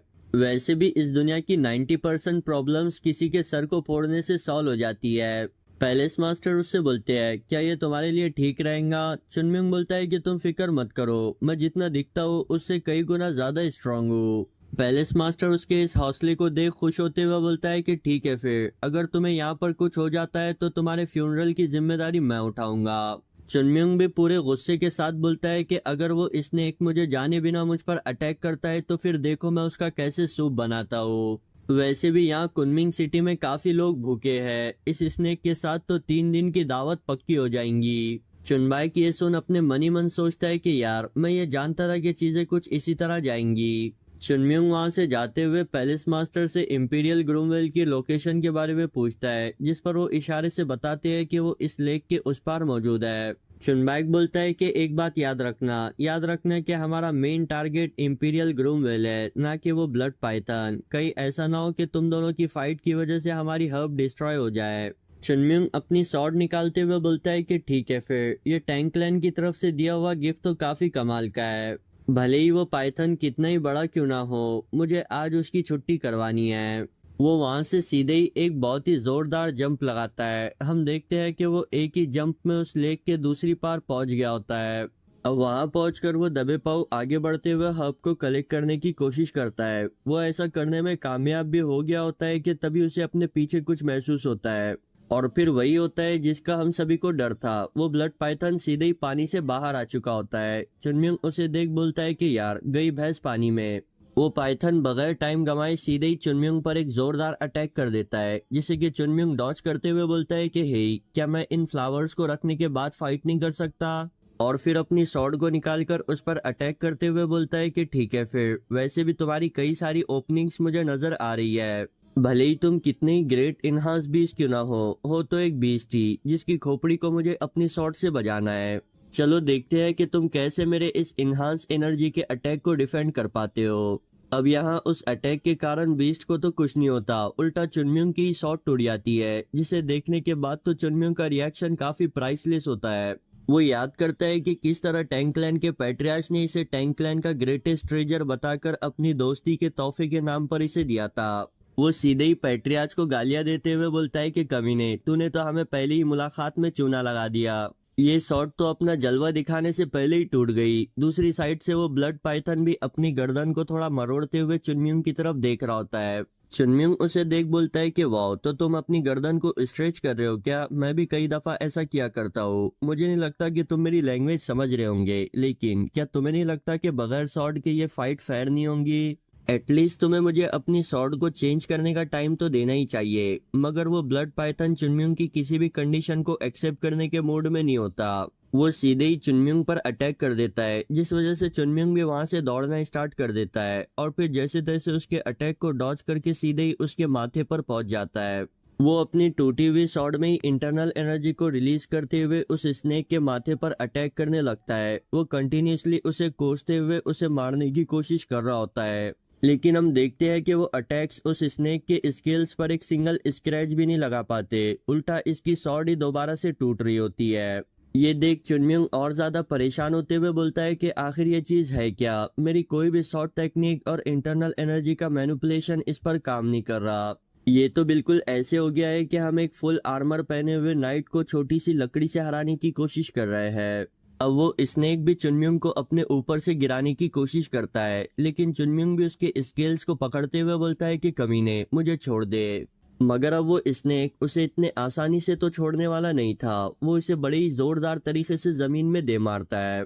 ये देख चुनम्युंग के साथी भी उसके लिए काफी परेशान हो जाते हैं। वो स्नेक यहीं पर ही नहीं रुकता, वो उसे वहां से उठाकर दूसरी साइड जमीन पर दे मारता है और फिर उसे हवा में उछालकर अपनी दुम से बिल्कुल ऐसे मारता है जैसे कि बैडमिंटन खेल रहा हो। बेचारा चुनम्युंग उस लेक पर टप्पे खाते हुए दोबारा अपने साथियों के पास जा गिरता है। वो सभी दौड़ते हुए उसके पास आते हैं। चुनम्युंग जमीन में बिल्कुल ऐसे धंसा होता है जैसे कि वो सच में मर गया हो। वो सभी एक दूसरे से बातें करने लगते हैं, क्या ये सच में मर गया? नहीं, हमें इसे एक बार चेक कर लेना चाहिए।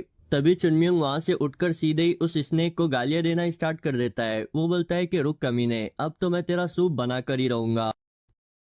जोगिल उसे बोलता है कि लेकिन तुम तो अपनी शॉर्ट टेक्निक और इनहांस एनर्जी का यूज करने के बाद भी उस पर एक छोटा सा स्क्रैच नहीं लगा पाए। चुनम्युंग बोलता है कि इससे फर्क नहीं पड़ता, मैं इसे दोबारा ट्राई करूंगा। इस दुनिया में कुछ भी इम्पॉसिबल नहीं है। ईसीएल उसके नाक में कपड़ा टोचते हुए बोलती है कि हाँ हाँ, पहले तो तुम अपनी इस नोज ब्लीड को रोक लो। साइड से पैलेस मास्टर बताता है कि ये इंक स्केल ब्लड पाइथन इस पूरे यूनान का सबसे डेंजरस इनहांस बीस्ट है। ये तो अच्छी बात है कि उसका टेम्पर ठीक ठाक होने की वजह से वो अपनी टेरिटरी के बाहर किसी पर अटैक नहीं करता, वरना ये तो एक जीती जागती तबाही होती। चुनम्युंग बोलता है, क्या तुम सच में इस टेम्पर को ठीक ठाक कहते हो? पैलेस मास्टर बोलता है कि यार इतना सीरियस भी मत हो, ये तो बस 19-20 का फर्क है। वो बताता है कि ये ब्लड पाइथन अपनी टेरिटरी को लेकर काफी ऑब्सेस्ड है। वो यहाँ पर किसी परिंदे को भी पर नहीं मारने देता। उसके सेंसेस को चकमा देकर डिवाइन स्पिरिट हब को हासिल करना नियर टू इम्पॉसिबल है। चुनमिंग बोलता है कि तुम्हारा बहुत बहुत शुक्रिया इतनी जल्दी वार्निंग देने के लिए। चुनबाइक बोलता है, तो आखिरकार उस हर्ब को हासिल करने के लिए हमें स्नेक से फाइट करनी ही होगी। पैलेस मास्टर बोलता है कि हाँ, मुझे ये जानकर काफी बुरा लग रहा है कि इस काम में मैं प्लम ब्लॉसम के डिसेंडेंट की कुछ मदद नहीं कर सकता। तुम्हें इस मैटर को अपने आप ही रिजॉल्व करना होगा। चुनबाइक चुनम्युंग से बोलता है कि ठीक है, फिर चलो इस पर से गिव अप कर लेते हैं। चुनम्युंग बोलता है कि ये तुम क्या बकवास कर रहे हो? चुनबाइक बोलता है कि ठीक है, फिर मुझे ये बताओ कि आखिर तुम उस ब्लड पाइथन से किस तरह फाइट करोगे? तुम अपनी स्वॉर्ड से उस पर एक स्क्रैच भी नहीं लगा पाए। तुम्हारी किस्मत अच्छी थी जो कि जिंदा बच गए, वरना अब तक तुम उसके पेट में होते। चुनम्युंग भी थोड़ी समझदारी से काम लेते हुए सोचता है कि हाँ, बात तो बिल्कुल सही है। अभी अभी मैं मौत के मुंह से बाहर आया हूँ, एक छोटी सी गलती और मैं वहीं पर ही मारा जाता। मेरी करंट स्ट्रेंथ के साथ मैं एवरलास्टिंग मेटल को तो काट सकता हूँ, लेकिन उसके स्केल पर स्क्रैच नहीं लगा सकता। मेरी बेहतरीन शॉर्ट काम नहीं आई तो शॉर्ट टेक्निक की तो बात ही दूर है। यानी कि मामला अब इंटरनल एनर्जी पर आकर अटका है। चुनबाइक बोलता है कि हाँ, तुम्हारी करंट इंटरनल एनर्जी के साथ तुम उसे नहीं हरा सकते, इसलिए हमें सेंट्रल प्लेन्स वापस जाकर कोई और रास्ते को ढूंढना होगा। चुनम्युंग बोलता है कि ठीक है, फिर वापस चलते हैं। अब चुनबाइक ये सुन काफी हैरान हो जाता है। वो सोचता है कि यार, इस जैसे जिद्दी इंसान ने इतने जल्दी कैसे मान लिया। तभी चुनम्युंग बोलता है कि हम सबसे पहले 20 पैलेस वापस जाएंगे। अब चुनबाइक को समझ आ गया होता है कि चुनम्युंग इतने जल्दी हार मानने वालों में से नहीं है। चुनम्युंग वहां से जाते हुए बोलता है कि अगर मेरी इंटरनल एनर्जी कम पड़ रही है तो सिंपली मुझे उसे इंक्रीज करने की जरूरत है। वो जाने से पहले लास्ट टाइम उस लेक की तरफ देखकर बोलता है कि हमारी दोबारा मुलाकात होगी। फिर वो सभी वहां से सीधे बीस पैलेस चले जाते हैं। पैलेस मास्टर उन सभी को देख मुस्कुरा रहा होता है। वो अपने मन ही मन बोलता है कि यार चीजें तो अब और भी ज्यादा इंटरेस्टिंग होती जा रही है। बीस पैलेस में हम एक बिल्डिंग को देखते हैं जहाँ चुनमिंग अपने रूम में जाते हुए अपने साथियों को उसे डिस्टर्ब ना करने के लिए कहकर दरवाजा लगा देता है। जोंग सीनियर से पूछता है आपको क्या लगता है वो क्या करने वाला होगा। सीनियर बोलते हैं कि मुझे इस बारे में कोई आइडिया तो नहीं, लेकिन वो जो कुछ भी करने वाला है बहुत ही डेंजरस करने वाला है। रूम के इनसाइड में हम चुनमिंग को देखते हैं जो कि अपने पास से ओरिजिन एनर्जी पिल, 1000 पॉइजन पिल और एक और अननोन आइटम को निकालकर सामने रखता है। वो अपने आप को ही कन्फेस करते हुए बोलता है कि आज नहीं तो कल मुझे इसे करना ही होगा। पास्ट लाइफ के कंपैरिजन में इस लाइफ में मैं भले ही काफी स्पीड से स्ट्रांग हो रहा हूँ, लेकिन इस स्पीड से भी मुझे अपने पास्ट लाइफ के पीक फॉर्म को अचीव करने में 30 साल लग जाएंगे और इस बात की कोई गारंटी नहीं है कि इस दौरान कुछ बुरा ना हो। इसीलिए अपने माउंट व सेट को प्रोटेक्ट करने के लिए मुझे जितना ज्यादा हो सके जल्दी स्ट्रांग होने की कोशिश करना होगा। यानी कि आखिर को मुझे भी अपनी इंटरनल एनर्जी को इंक्रीज करने के लिए इन पिल्स का सहारा लेने की जरूरत है। वो अपने निकाले हुए तीसरे अननोन बॉक्स को ओपन करता है, जिसके ओपन करते ही वहां चारों तरफ काफी डेंस इंटरनल एनर्जी फैल जाती है। वो उसे देख बोलता है कि हाँ तो मैं बिल्कुल सही था, ये वही है ब्यूटी टीयर। हमें चुनम्युंग की एक पास्ट मेमोरी को दिखाया जाता है जहाँ चुनम्युंग अपने पुराने दोस्त टैंगबो के साथ बैठा बातें कर रहा होता है। टैंगबो चुनम्युंग से एक सवाल करता है। वो पूछता है कि मुझे ये बताओ कि इस दुनिया का सबसे बेस्ट एलिक्सर कौन सा है। चुनम्युंग बोलता है कि वो ओरिजिन एनर्जी पी लूंगा। टैंगबो बोलता है कि नहीं तुम गलत हो, हमारे टैंक क्लैन के पास एक ऐसा एलिक्सर है जिसके कंपैरिजन में ये दूसरी सभी के सभी पिल्स बिल्कुल ही बेकार है। चुनम्युंग बोलता है कि चलो अब फेंकना बंद करो, तुम्हारी उस 1000 पॉइजन पिल को मैं अच्छे से जानता हूँ कि वो कितनी घटिया है। टैंगबो बोलता है कि नहीं यार मैं उसकी बात नहीं कर रहा, हमारे टैंक क्लैन के पास एक और एलिक्सर मौजूद है, उसे हम लोग ब्यूटी टीयर कहते हैं। चुनमिंग बोलता है कि ये क्या, मैंने तो इस बारे में आज से पहले कभी नहीं सुना।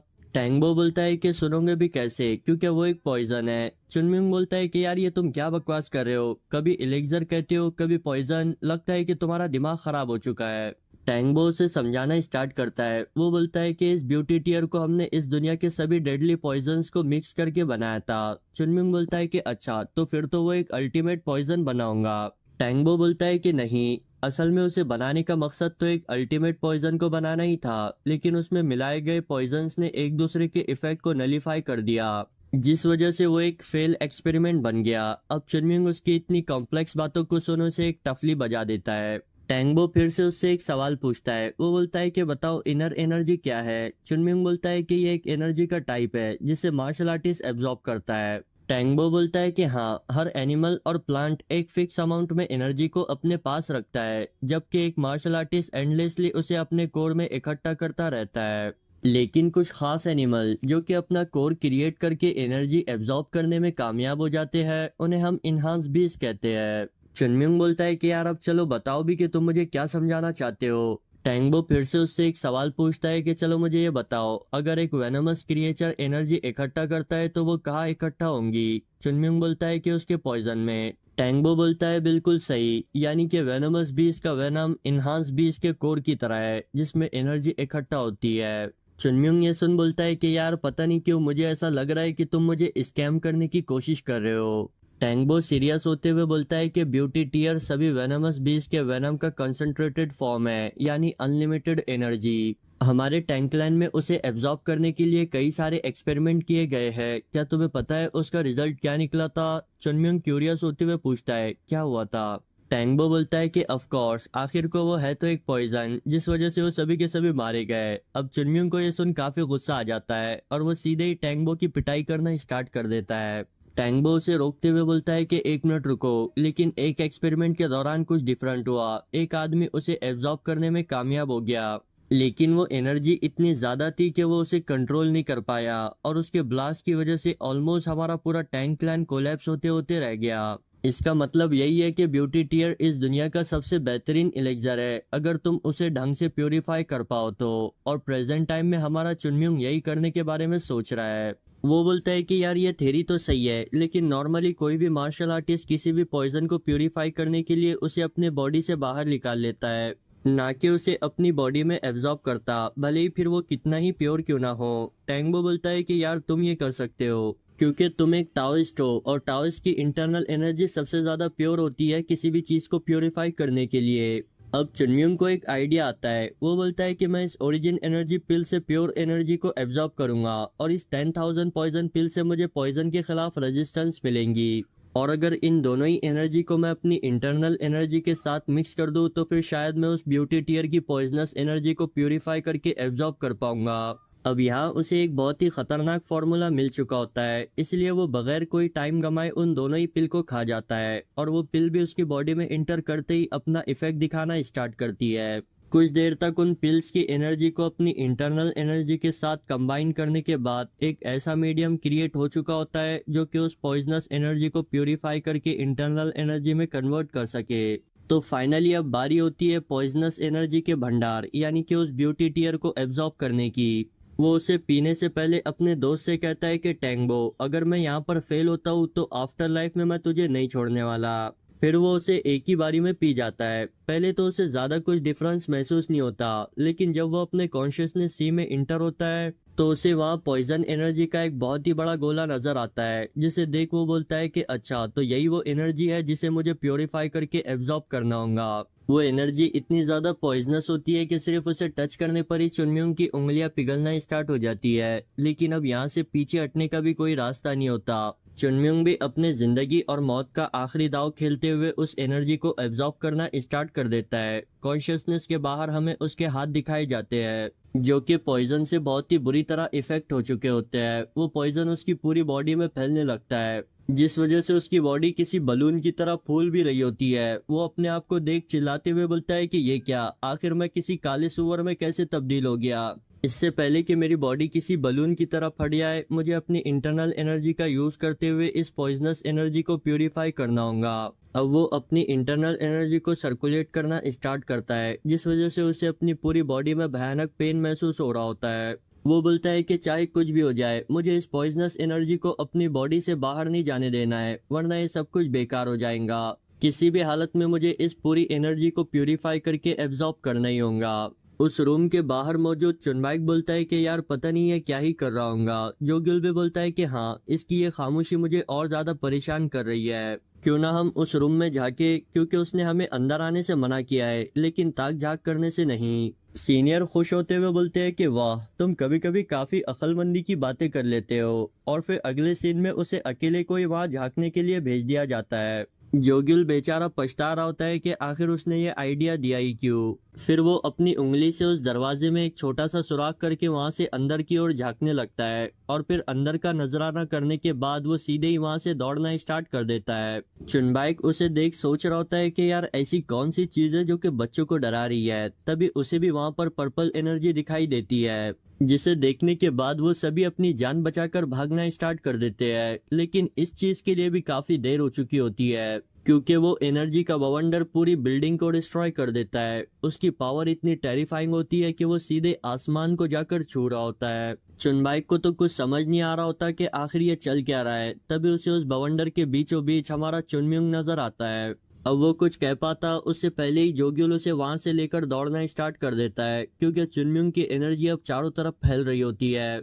चुनबाइक उसे गालियां देना स्टार्ट कर देता है। वो बोलता है कि कमीने, क्या तू एक दिन भी नॉर्मल इंसान की तरह नहीं रह सकता? आए दिन ऐसी ऊट पटांग हरकतें करने की क्या ही जरूरत है? चुनबाइक को लग रहा होता है कि बुरे से बुरा उसके साथ यही हो सकता है, लेकिन नहीं, यहाँ से तो असली खेल शुरू हुआ होता है। क्योंकि अब चुनम्युंग की एनर्जी अपने आसपास मौजूद चीजों को अपने अंदर खींचना स्टार्ट कर देती है, जिसे देख चुनबाइक चिल्लाकर बोलता है कि यार कोई तो इसे रोको, वरना आज तो ये हम लोगों को मार डालेगा। हेलो गाइस, आप लोगों का स्वागत है मेरे इस चैनल पर। तो लास्ट पार्ट में हमने देखा था कि चुनम्युंग और उसके साथी बीस्ट पैलेस पहुंच जाते हैं, जहां उन्हें लाया तो कैदियों की तरह होता है, लेकिन खातिरदारी राजाओं की तरह की जाती है। फिर पैलेस मास्टर के साथ कुछ पास्ट की बातें करने के बाद चुनम्युंग उन्हें यहाँ आने की वजह बताता है। वो बोलता है कि हमें इंपीरियल ग्रूमवेल की जरूरत है, जिसके बारे में पैलेस मास्टर को पहले तो पता नहीं होता, मगर मालूम होने के बाद वो उन्हें उस जगह ले जाता है जहाँ पर पानी की एक बहुत ही बड़ी झील होती है और उस झील में मौजूद होता है ड्रैगन जैसा दिखने वाला ब्लड पाइथन। अब अपने गोल से इतने करीब होने के बाद वापस तो जाया नहीं जा सकता, इसीलिए चुनमिंग उसे चुपके से लेने का डिसाइड करता है, लेकिन आखिर को वो ब्लड पाइथन उसे देख ही लेता है और फिर उनके दरमियान एक जबरदस्त फाइट होती है जिसमें हमारे चुनम्युंग को बहुत ही बुरी हार का सामना करना पड़ता है। वो गुस्से से ये डिसाइड करता है कि वो उस ब्लड पाइथन का स्नेक सूप बनाकर ही रहेगा। फिर वापस आने के बाद हम उसे डिफरेंट टाइप की पिल्स को एक साथ खाता हुआ देखते हैं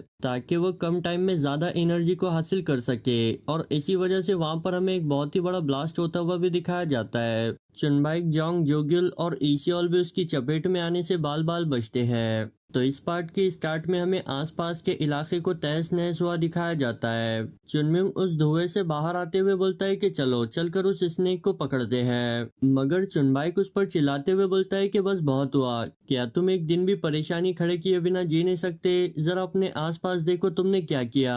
चुनम्युंग मासूम बनते हुए बोलता है, क्या ये मैंने किया? चुनबाइक बोलता है कि आखिर तुम्हारे अलावा ये कौन ही कर सकता है? चुनम्युंग बोलता है कि यार ये मैंने जानबूझकर नहीं किया।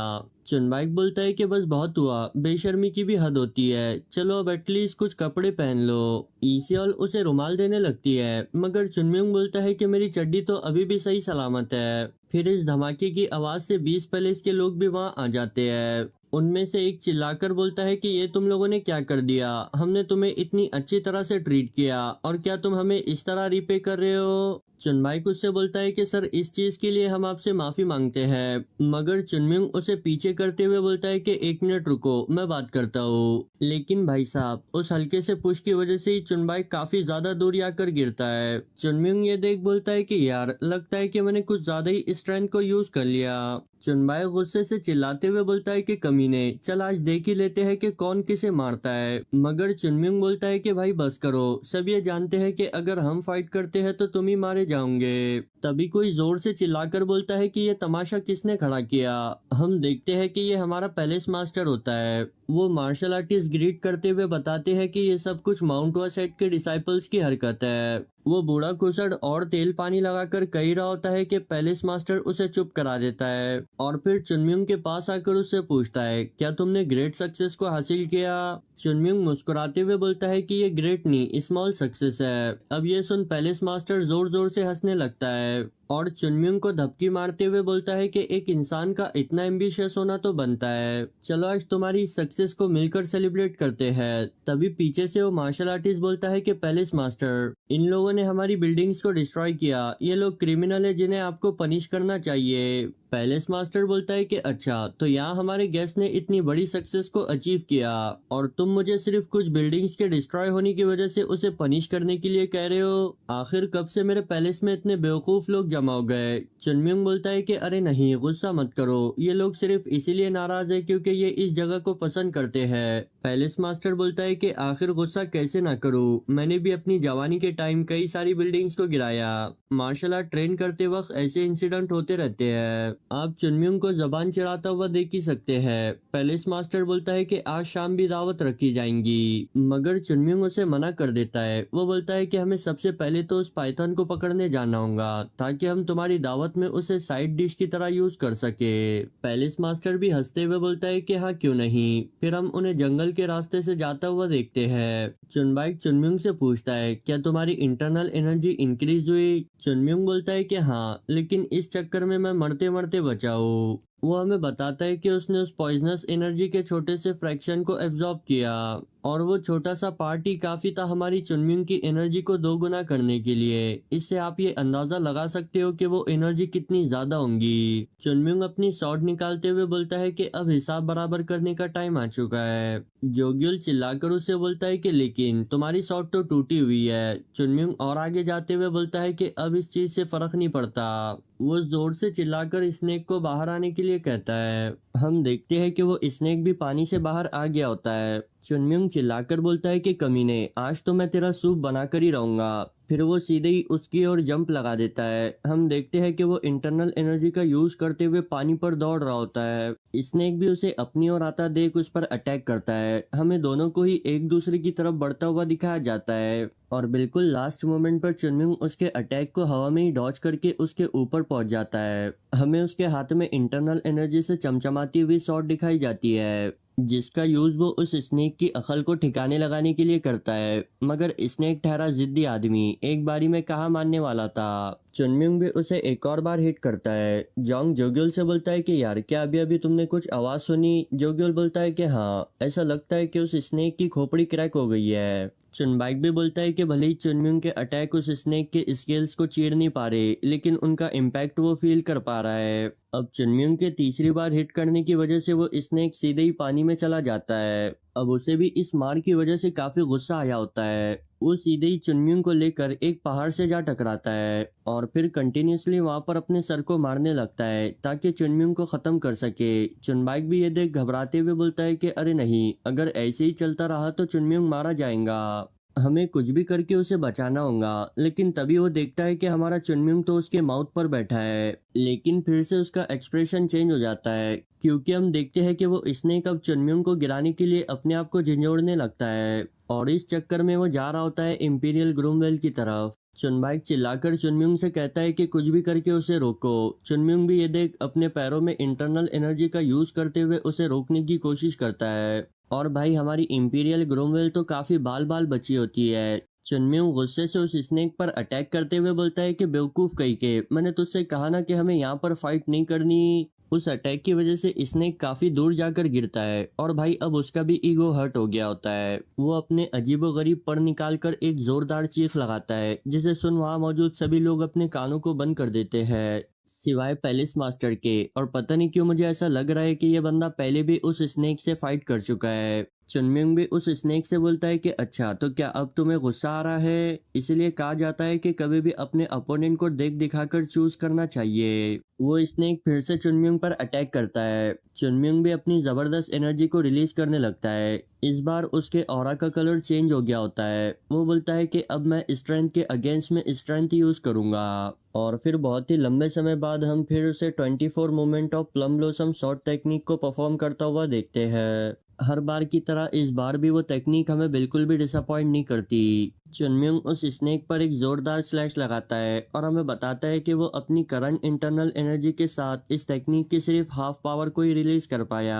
और उतनी पावर ही काफी होती है उस ब्लड पाइथन को अपनी जगह याद दिलाने के लिए। चुनम्युंग बोलता है कि चलो अब इस चीज को एंड करते हैं, मगर हमारा ब्लड पाइथन तो वहां से भागने लगता है। चुनम्युंग को ये देख कुछ समझ नहीं आता। चुनबाइक बोलता है कि ये क्या, हमारा चुनम्युंग तो जीत गया। जोग्युल भी बोलता है कि हाँ, उसने उस स्नेक को हरा दिया और वो जो टेक्निक उसने यूज की वो तो बहुत ही कमाल की थी। मगर वो देखते हैं कि चुनम्युंग इंपीरियल ग्रूमवेल लेने के बजाय उस स्नेक के पीछे पानी में जंप लगा देता है। वो हमें बताता है कि यार इस स्नेक को तो बिल्कुल भी शर्म नहीं है, इतना बड़ा तमाशा खड़ा करने के बाद उसकी हिम्मत कैसे हुई यूं पतली गली से निकलने की। एटलीस्ट उसने मुझे अपना एसेंस स्कोर देना चाहिए था। अगर वो मुझे नहीं देगा तो मैं उसे छीन कर लूंगा। हमारी टाउस स्क्रिप्चर्स में भी यही लिखा है। उसके मास्टर बोलते हैं कि यार आखिर ये कौन सी स्क्रिप्चर्स की बात कर रहा है। अब हमारे चुनम्युंग को नीचे से कुछ एयर बबल आते हुए दिखते हैं। वो उन्हें डॉच करते हुए बोलता है कि अच्छा, तो क्या अब तुम मुझे वापस भेजना चाहते हो? ये तुम्हें मुझसे फाइट लेने से पहले सोचना चाहिए था। वो उन बबल्स को चीरते हुए स्नेक की तरफ बढ़ने लगता है।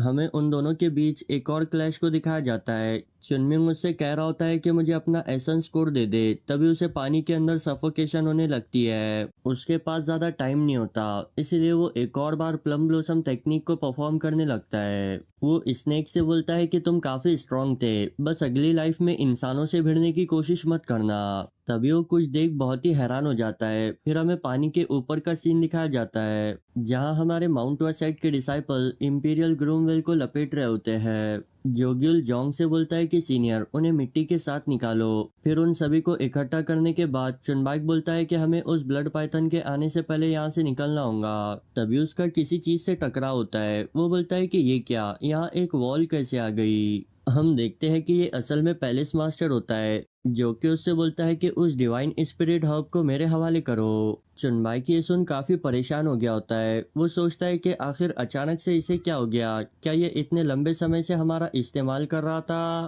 पैलेस मास्टर बोलता है, क्या तुमने सुना नहीं, उसे मेरे हवाले करो। क्या तुम लोग अब मुझ पर डाउट कर रहे हो। चुनबाई कब थोड़ा ठंडे दिमाग से सोचता है। वो बोलता है कि अगर ये बंदा चाहे तो हम लोग इंपीरियल ग्रूमवेल तो छोड़ो, अपनी जानों को भी नहीं बचा सकते। पैलेस मास्टर बोलता है कि तुम लोग मुझे काफी नर्वस नजर आ रहे हो। क्या तुम्हें सच में लगता है कि उस बच्चे को हैंडल करना मेरे लिए मुश्किल बात होगी। देखो, मैं तुम लोगों को चोट नहीं पहुंचाना चाहता। चुनबाइक भी समझदारी के साथ उस इंपीरियल ग्रूमवेल को देते हुए बोलता है कि माफ करना, असल में ये हमारे लिए कुछ ज्यादा ही इम्पोर्टेंट है। पैलेस मास्टर बोलता है कि हाँ, मैं समझ सकता हूँ। फिर वो दोबारा से उन्हें जमीन में गाड़ने लगता है। चुनबाइक उससे पूछता है कि सीनियर, आप ये क्या कर रहे हो। पैलेस मास्टर बोलता है, मुझे ये बताओ, क्या इतनी अमाउंट में इंपीरियल हर्ब तुम्हारे लिए काफी होंगी। चुनबाइक सोचता है कि नहीं, इतनी से तो बिल्कुल भी काम नहीं चलने वाला। इनफैक्ट फ्यूचर में तो हमें इसकी कंटिन्यूस सप्लाई की ज़रूरत है। पैलेस मास्टर बोलता है कि ये डिवाइन स्पिरिट हब कहाँ और कैसे उगती है ये कोई नहीं जानता। इन्हें यहाँ से भी पूरी तरह उखाड़ लेना बिल्कुल ही नुकसान की बात होगी। वैसे भी यहाँ ब्लड पाइथन की वजह से कोई नहीं आता। अब जबकि तुमने उसे डिफीट किया है तो फ्यूचर में भी हम तुम्हें इसे सप्लाई कर पाएंगे। क्या ये तुम्हारे लिए ही फायदेमंद नहीं है। चुनबाइक सोचता है कि यार, मैं तो इसे राक्षस समझ रहा था, लेकिन ये तो एक देवमानुष निकला। पैलेस मास्टर बोलता है कि लालच इंसान को डिस्ट्रॉय कर देती है। हमें नेचर के साथ हार्मोनी में रहते हुए उतना ही इस्तेमाल करना चाहिए जितने की हमें ज़रूरत है। चुनबाइक बोलता है कि आपका बहुत बहुत शुक्रिया सीनियर, आज मुझे एक बहुत ही बड़ा लेसन सीखने के लिए मिला। तभी हमारा चुनमिंग भी पानी से बाहर आ जाता है। वो बोलता है कि यार, मुझे तो लगा था कि मैं अंदर ही दम घुटकर मारा जाऊंगा। जोगिल उससे एसेंस कोर के बारे में पूछता है। चुनमिंग बोलता है कि वहां पर कोई भी एसेंस कोर नहीं था। वो चुनबाइक से पूछता है, क्या तुमने इंपीरियल ग्रूमवेल को कलेक्ट कर लिया। चुनबाइक बोलता है कि हमने आधी ही किया और आधी दोबारा उगने के लिए छोड़ दी। चुनमिंग ठीक है बोलकर वहां से जाने लगता है। जोगिल पूछता है, क्या तुम सच में एसेंस कोर को ऐसे ही जाने दोगे। चुनमिंग गुस्सा होते हुए बोलता है, मैंने तुमसे कहा ना कि वहाँ कोई एसेंस कोर नहीं था। हो सकता है कि उस स्नेक ने उसे निकाल कर कहीं छुपा दिया हो। जोगिल बोलता है कि यार, इतना गुस्सा क्यों हो रहे हो। चुनमिंग बोलता है कि यहाँ से जल्दी चलो, मैं एक सेकंड भी यहाँ पर रुकना नहीं चाहता। फिर वो लोग वहां से जाने लगते हैं। ईसीओल आखिरी बार मुड़कर अपने पीछे देखती है। वो हैरान होते हुए बोलती है कि आखिर ये कैसे पॉसिबल है, क्योंकि चुनमिंग तो उसे मारने की इंटेंशन से गया था। तभी उसे उस स्नेक के क्यूट से बेबीज नजर आते हैं और वो समझ जाती है कि आखिर चुनमिंग ने उसे क्यों नहीं मारा। वो वहां से जाते हुए बोलती है कि अच्छे से ग्रो करना और हाँ, दूसरों को चोट मत पहुंचाना। गाइस, वैसे तो मैं काफी सख्त लौंडा हूँ, लेकिन यहाँ इनकी क्यूटनेस को देखकर पिघल गया। फिर हम देखते हैं कि बीस्ट पैलेस वापस आने के बाद उन लोगों ने अपने सभी सामान को पैक कर लिया होता है। हम देखते हैं कि चुनम्यूंग इंपीरियल ग्रूमवेल को लेकर कुछ ज्यादा ही सेंसिटिव होता है। जोगिल पूछता है कि आखिर इसे क्या हुआ। चुनबाइक बताता है कि उसने कहा है कि उसके लिए इंपीरियल ग्रूमवेल हम सभी की जानों से ज्यादा इंपॉर्टेंट है, इसलिए उसके करीब मत जाना, वरना वो तुम्हें काट लेगा। चलो अब पैलेस मास्टर को ग्रीट करके यहाँ से निकलते हैं। उसने हमें काफी काइंडनेस शो की है। चुनमिंग सोचता है कि घंटे की काइंडनेस। जितना ज्यादा मैं सोचूं उतना ही वो मुझे चालाक नजर आ रहा है। उसने इंपीरियल ग्रोमवेल को हॉस्टेज के तौर पर रखा ताकि हमारे साथ कांटेक्ट में रह पाए। जोंग उससे बात करने की कोशिश करता है, मगर चुनम्यूंग तो सीधे ही उसे काटने के लिए दौड़ता है। जोंग चिल्लाकर बोलता है कि यार होश में आओ, हम लोग सेम सेक्स से बिलोंग करते हैं। मैं तुमसे बस कुछ इंपॉर्टेंट मैटर को डिस्कस करना चाहता हूँ। अब उन्हें सुनने के बाद चुनमिंग बोलता है कि जब वो लोग सामने से सेंट्रल प्लेन्स के साथ बिजनेस नहीं करना चाहते तो आखिर हम उन्हें क्यों मनाएंगे। जोंग बोलता है कि देखो, हमारे पास ऐसा करने के काफी रीजंस है। चुनमिंग बोलता है कि मैं समझ सकता हूँ कि तुम यहाँ के लोगों की फिक्र कर रहे हो, मुझे भी उनकी फिक्र है, लेकिन देखो, इस दुनिया में कुछ ऐसी चीजें होती है जिन्हें हम ठीक नहीं कर सकते। जोगिल बोलता है कि यही सिर्फ इकलौता रीजन नहीं है, थोड़ा ध्यान से सोचो। चुनमिंग बोलता है कि ठीक है, तुम्हें बताओ कि और क्या रीजन हो सकता है। जोगिल उसे इशारे से बोलता है कि ये हमारे लिए बहुत ही प्रॉफिटेबल साबित हो सकता है। अगर आप लोगों को याद हो तो हमारा जोगिल एक मर्चेंट फैमिली से बिलोंग करता है, इसलिए बिजनेस के मामले में उसकी एडवाइस को बिल्कुल भी हल्का नहीं लिया जा सकता। चुनमिंग बोलता है कि अच्छा, तो तुम ये चाहते हो कि हम यूनान से उनकी चाय खरीदे और उन्हें फूड सप्लाई करें, है ना। जोगिल बोलता है कि यार, तुमने तो ऑलरेडी फिगर आउट कर लिया। चुनमिंग बोलता है कि देखो, 20 पैलेस हमारे लिए बहुत ही इम्पोर्टेंट है, लेकिन सिर्फ अपने फायदे के लिए हम उन्हें वो करने पर मना नहीं सकते जिससे उन्हें नफरत है। देखो, इस दुनिया में कुछ चीजें होती है जिन्हें हमें पैसों से ऊपर रखना होता है। जोंग धीरे से जोगिल से बोलता है कि देखो, दोगलेपन की भी हद होती है। कुछ टाइम पहले ही ये बंदा प्रॉफिट के बारे में सुनकर काफी खुश हो गया था। चुनमिंग वहां से जाते हुए बोलता है कि चलो अब बस हो गया, मगर जोगिल फिर से उसे रोक लेता है। वो बोलता है कि यार, एटलीस्ट तुम्हें एक बार ट्राई तो करना चाहिए, हो सकता है कि वो तुम्हारी बात को सुन ले, क्योंकि 20 पैलेस सेंट्रल प्लेन से नफरत करता है, माउंट वासेक से नहीं। ये हमारे और यहाँ मौजूद सभी लोगों के लिए बेहतर होगा। अब चुनमिंग भी इस बात को रिजेक्ट नहीं कर पाता। वो बोलता है कि ठीक है, लेकिन सबसे पहले हमें कुछ तैयारियां करनी होंगी। जोंग और जोगिल को तो कुछ समझ नहीं आता। चुनमिंग बोलता है कि अगर तुम लोग एक निगोशिएशन को स्मूथ करना चाहते हो तो तुम्हें एक आउटफिट की भी जरूरत पड़ेगी। फिर वो कुछ सामान को उठाकर लाता है। चुनबाई उससे पूछता है कि आखिर तुम ये क्या कर रहे हो। चुनमिंग बोलता है कि ये तुम्हारी समझ से बाहर है। तभी एक 20 पैलेस का मार्शल आर्टिस्ट आकर उससे कहता है कि पैलेस मास्टर तुमसे मिलना चाहते हैं। चुनमिंग बोलता है कि वाओ, क्या कमाल की टाइमिंग है। फिर हम कुछ देर बाद उसे पैलेस मास्टर से मिलने के लिए जाता हुआ देखते हैं। बेचारा मार्शल आर्टिस्ट कंफ्यूज होकर सोचता है कि आखिर ये क्या नौटंकी चल रही है। रूम में बैठा जोगिल बोलता है कि गधे की तरह काम करवाने के बाद उसने हमें एक छोटा सा थैंक यू भी नहीं कहा, सच में बहुत ही मतलबी है। फिर हम चुनमिंग को पैलेस मास्टर के रेसिडेंट में जाता हुआ देखते हैं। पैलेस मास्टर हंसते हुए बोलता है कि यार, तुम तो बिल्कुल स्कॉलर की तरह नजर आ रहे हो। चुनमिंग बोलता है कि थैंक यू, मैंने इस आउटफिट पर काफी काम किया है। वो बोलता है कि अगर तुम्हें निगोशिएशन स्मूथ करनी है तो सबसे पहले अपने आउटफिट पर ध्यान देना होगा। फिर पैलेस मास्टर से पूछता है कि आखिर तुमने हमें यहाँ पर क्यों बुलाया। पैलेस मास्टर बोलता है कि देखो, हमने तुम्हें अपने गेस्ट की तरह ट्रीट किया। चुनमिंग बोलता है कि हाँ बिल्कुल, इस चीज के लिए हम आपके काफी शुक्रगुजार हैं। पैलेस मास्टर बोलता है कि नहीं, मैं चाहता हूँ कि तुम मुझ पर एक फेवर करो। चुनमिंग ये सुन काफी हैरान हो जाता है। पैलेस मास्टर मैंगसो बोलता है कि ये रिक्वेस्ट 20 पैलेस की तरफ से माउंट वासेट के लिए है। चुनमिंग बोलता है कि अच्छा, एक मिनट रुको, क्या तुम्हारा नाम मैंगसो है? पैलेस मास्टर बोलता है कि हाँ। चुनमिंग बोलता है कि यार, मैंगसो के मीनिंग तो स्मॉल होते हैं। पैलेस मास्टर बोलता है कि देखो, जब मैं पैदा हुआ तो काफी छोटा था, इसीलिए मेरे फादर ने ये नाम रखा। चुनमिंग सोचता है कि अच्छा, तो शायद बचपन में तुमने उस ब्लड पाइथन के बच्चे खा लिए होंगे, इसलिए आज इतने बड़े हो गए। फिर थोड़ा सीरियस होते हुए सोचता है कि यह बंदा काफी सलीके से बैठा है, यानी कि इसकी रिक्वेस्ट भी काफी इंपॉर्टेंट होंगी। अब पैलेस मास्टर अपनी रिक्वेस्ट करने के लिए काफी हेजिटेट कर रहा होता है। चुनमिंग ये देख सोचता है कि यार, आखिर ये ऐसा क्या ही पूछना चाहता है जो कि इसे इतनी हेजिटेशन हो रही है। क्या मुझे अपनी रिक्वेस्ट पहले पूछ लेनी चाहिए? तभी पैलेस मास्टर बोलता है, क्या तुम हमारे साथ टी ट्रेड करना चाहोगे? अब ये वही रिक्वेस्ट होती है जो कि चुनमिंग यहाँ करने के लिए आया था, इसलिए वो काफी कंफ्यूज हो जाता है। वो बोलता है कि अच्छा, तो क्या तुम हमारे माउंट वासेट के साथ टी ट्रेड करना चाहते हो? पैलेस मास्टर बोलता है कि हाँ, मैं जानता हूँ कि आपके माउंट वासेट के लिए ये काफी डिफिकल्ट है, लेकिन मैं आपसे इसकी भीख मांगता हूँ। चुनमिंग सोचता है कि यार, ये बातें तो मुझे कहनी चाहिए थी, आखिर चीजें इस तरह कैसे हो गई? मतलब भाई, किस्मत हो तो ऐसी। दूसरे दिन हमें 20 पैलेस के मेन हॉल को दिखाया जाता है, जहाँ पर वो सभी लोग अपने मास्टर के इंतजार में बैठे होते हैं। चुनबाई चुनमिंग से बोलता है कि हे, क्या तुमने अपनी स्क्रिप्ट को याद कर लिया? फिर वहाँ पर पैलेस मास्टर की एंट्री होती है, जिनका वहाँ मौजूद सभी एल्डर्स काफी जोरों शोरों से स्वागत करते हैं। अब पैलेस मास्टर अपनी सीट पर जाकर बैठ जाता है और चुनमिंग उसे काफी अदब और एहतराम के साथ ग्रीट करता है। माउंट वासेट के डिसाइपल्स सोच रहे होते हैं कि आखिर इसने इतना अदब सलीका कहाँ से सीख लिया।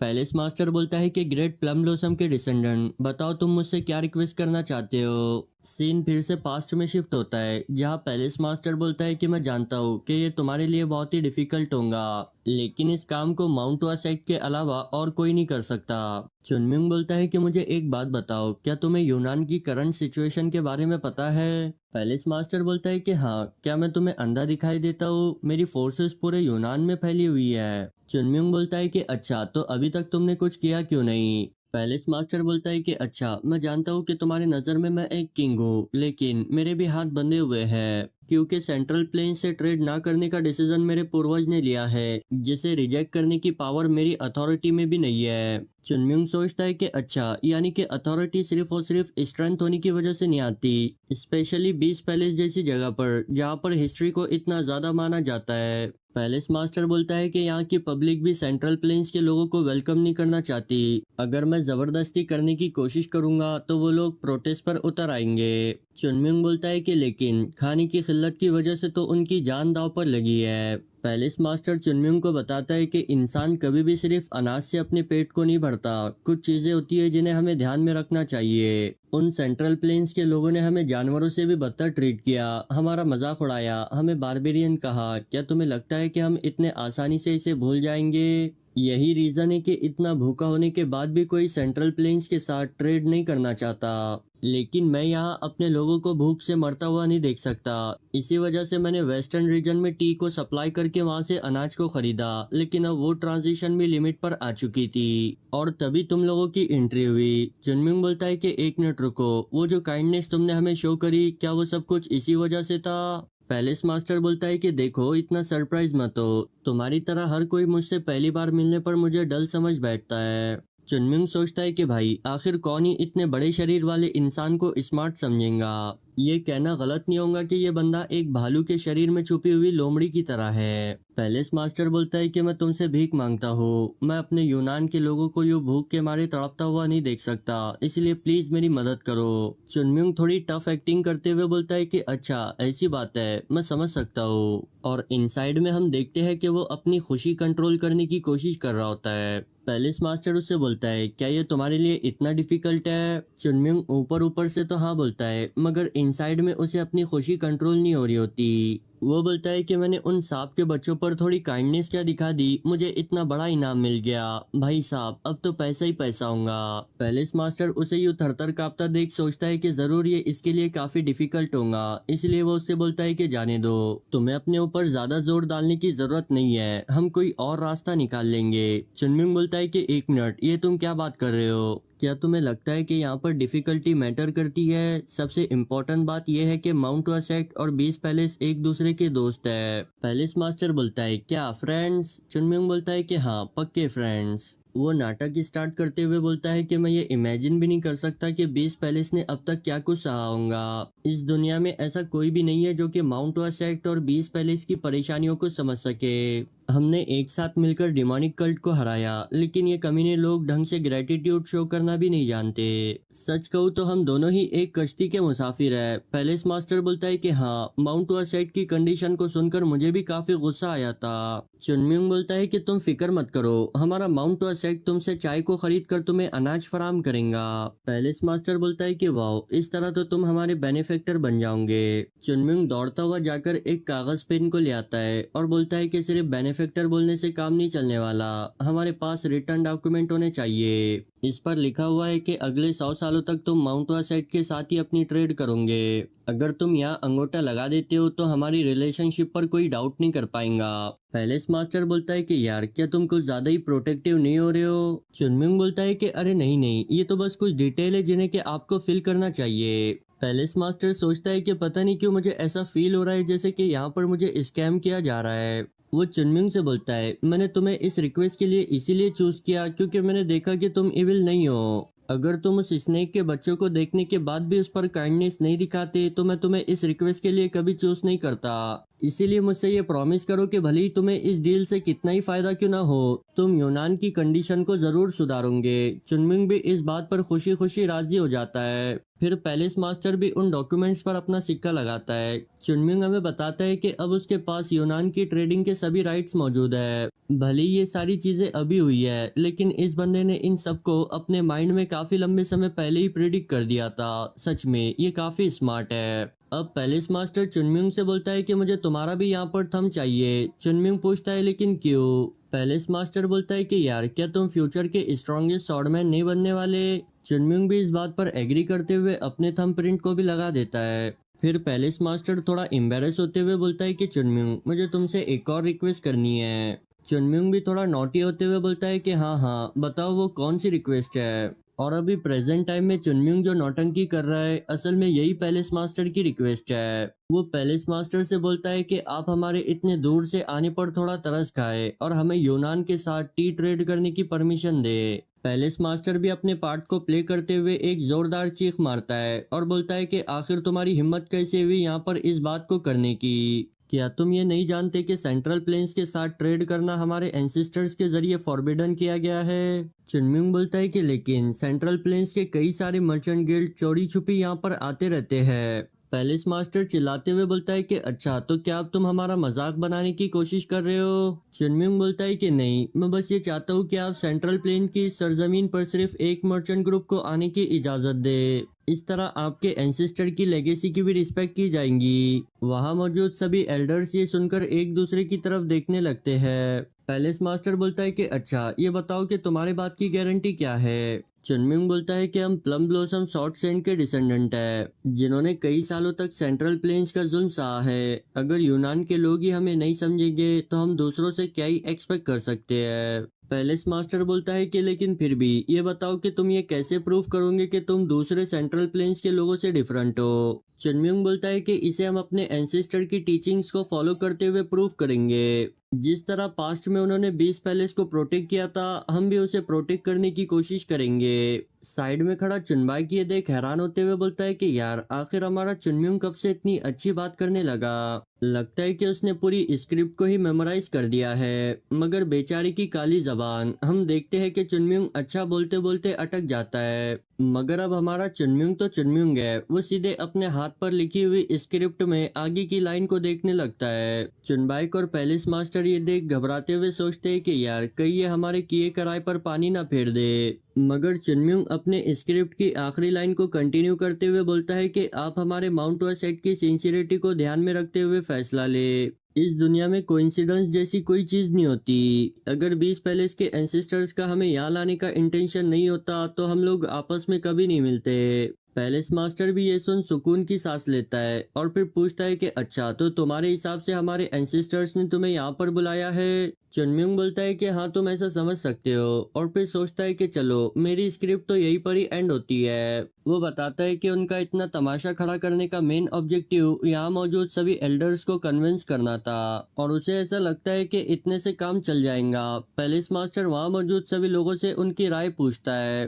फर्स्ट एल्डर आगे बढ़ते हुए बोलता है कि इसने जो कुछ भी कहा वो पूरी तरह गलत नहीं है, लेकिन हमें अपने एंसेस्टर्स की भी लेगेसी को ध्यान में रखना होगा। पैलेस मास्टर बोलता है कि ये लोग प्लम ब्लॉसम के डिसेंडेंट है, जिनके हमारे एंसेस्टर्स भी ग्रेटफुल थे। क्या तुम ये जानने के बाद भी ये कह रहे हो। वो एल्डर बोलता है कि हाँ, अगर यहाँ पर एक्चुअल में प्लम ब्लॉसम होता तो बात अलग थी, लेकिन ये सिर्फ उसके डिसेंडेंट है। दूसरा एल्डर भी बोलता है कि हाँ, हमारे एंसेस्टर की आखिरी विश सबसे ज्यादा इम्पोर्टेंट है। धीरे धीरे सभी एल्डर्स उसकी बात पर एग्री करते हैं, और फिर वो पूरी सिचुएशन पैलेस मास्टर के डिसीजन के अगेंस्ट हो गई होती है। एक और बार उसे ऐसा फील हो रहा होता है कि वो चाहकर भी अपने यूनान के लोगों के लिए कुछ नहीं कर सकता। उनके एंसेस्टर्स की टीचिंग्स की वजह से उसके हाथ पांव बन चुके हैं। अब इस बात पर हमारे चुनम्यूंग को तो बहुत ही गुस्सा आता है। वो बोलता है कि अच्छा, तो ये किसी की आखिरी ख्वाहिश की वजह से हो रहा है ना। जांग और चुनबाइक तो ये देखते ही समझ जाते हैं कि अब चुनम्यूंग का पारा चढ़ चुका है।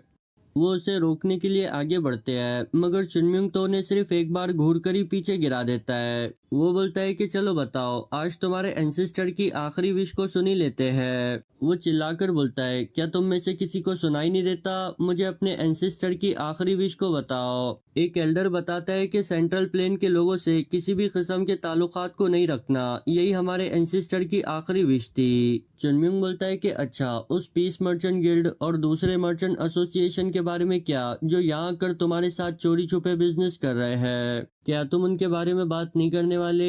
लगता है कि तुम अपने एंसेस्टर की लेगेसी को तभी यूज करते हो जब तुम्हें जरूरत हो। वो एल्डर बोलता है कि अब तुम हमारे 20 पैलेस की बेइज्जती कर रहे हो। चुनम्यूंग बोलता है कि मैं 20 पैलेस की नहीं, बल्कि तुम्हारी बेइज्जती कर रहा हूँ। चलो मुझे ये बताओ, क्या तुम्हारे एंसेस्टर ने तुम्हारे लिए सिर्फ एक ही लेगेसी को छोड़ा? क्या तुम्हारे एंसेस्टर इस यूनान के लोगों की अच्छी तरह देखभाल करना नहीं चाहते थे? वो एल्डर बोलता है कि हाँ चाहते तो थे, लेकिन ये उनकी आखिरी ख्वाहिश नहीं थी। चुनम्यूंग बोलता है कि आखिर किसने तुमसे कहा कि आखिरी ख्वाहिश इतनी इम्पोर्टेंट होती है? मुझे ये बताओ, क्या ऊपर से तुम्हारे एंसेस्टर्स यूनान के लोगों को भूख के मारे तड़पता देख खुश हो रहे होंगे? जरा अपने आप को उनकी जगह इमेजिन करके देखो। अगर मेरे डिसेंडेंट ऐसा कुछ करते तो मैं तो उनकी गर्दनें उड़ा देता।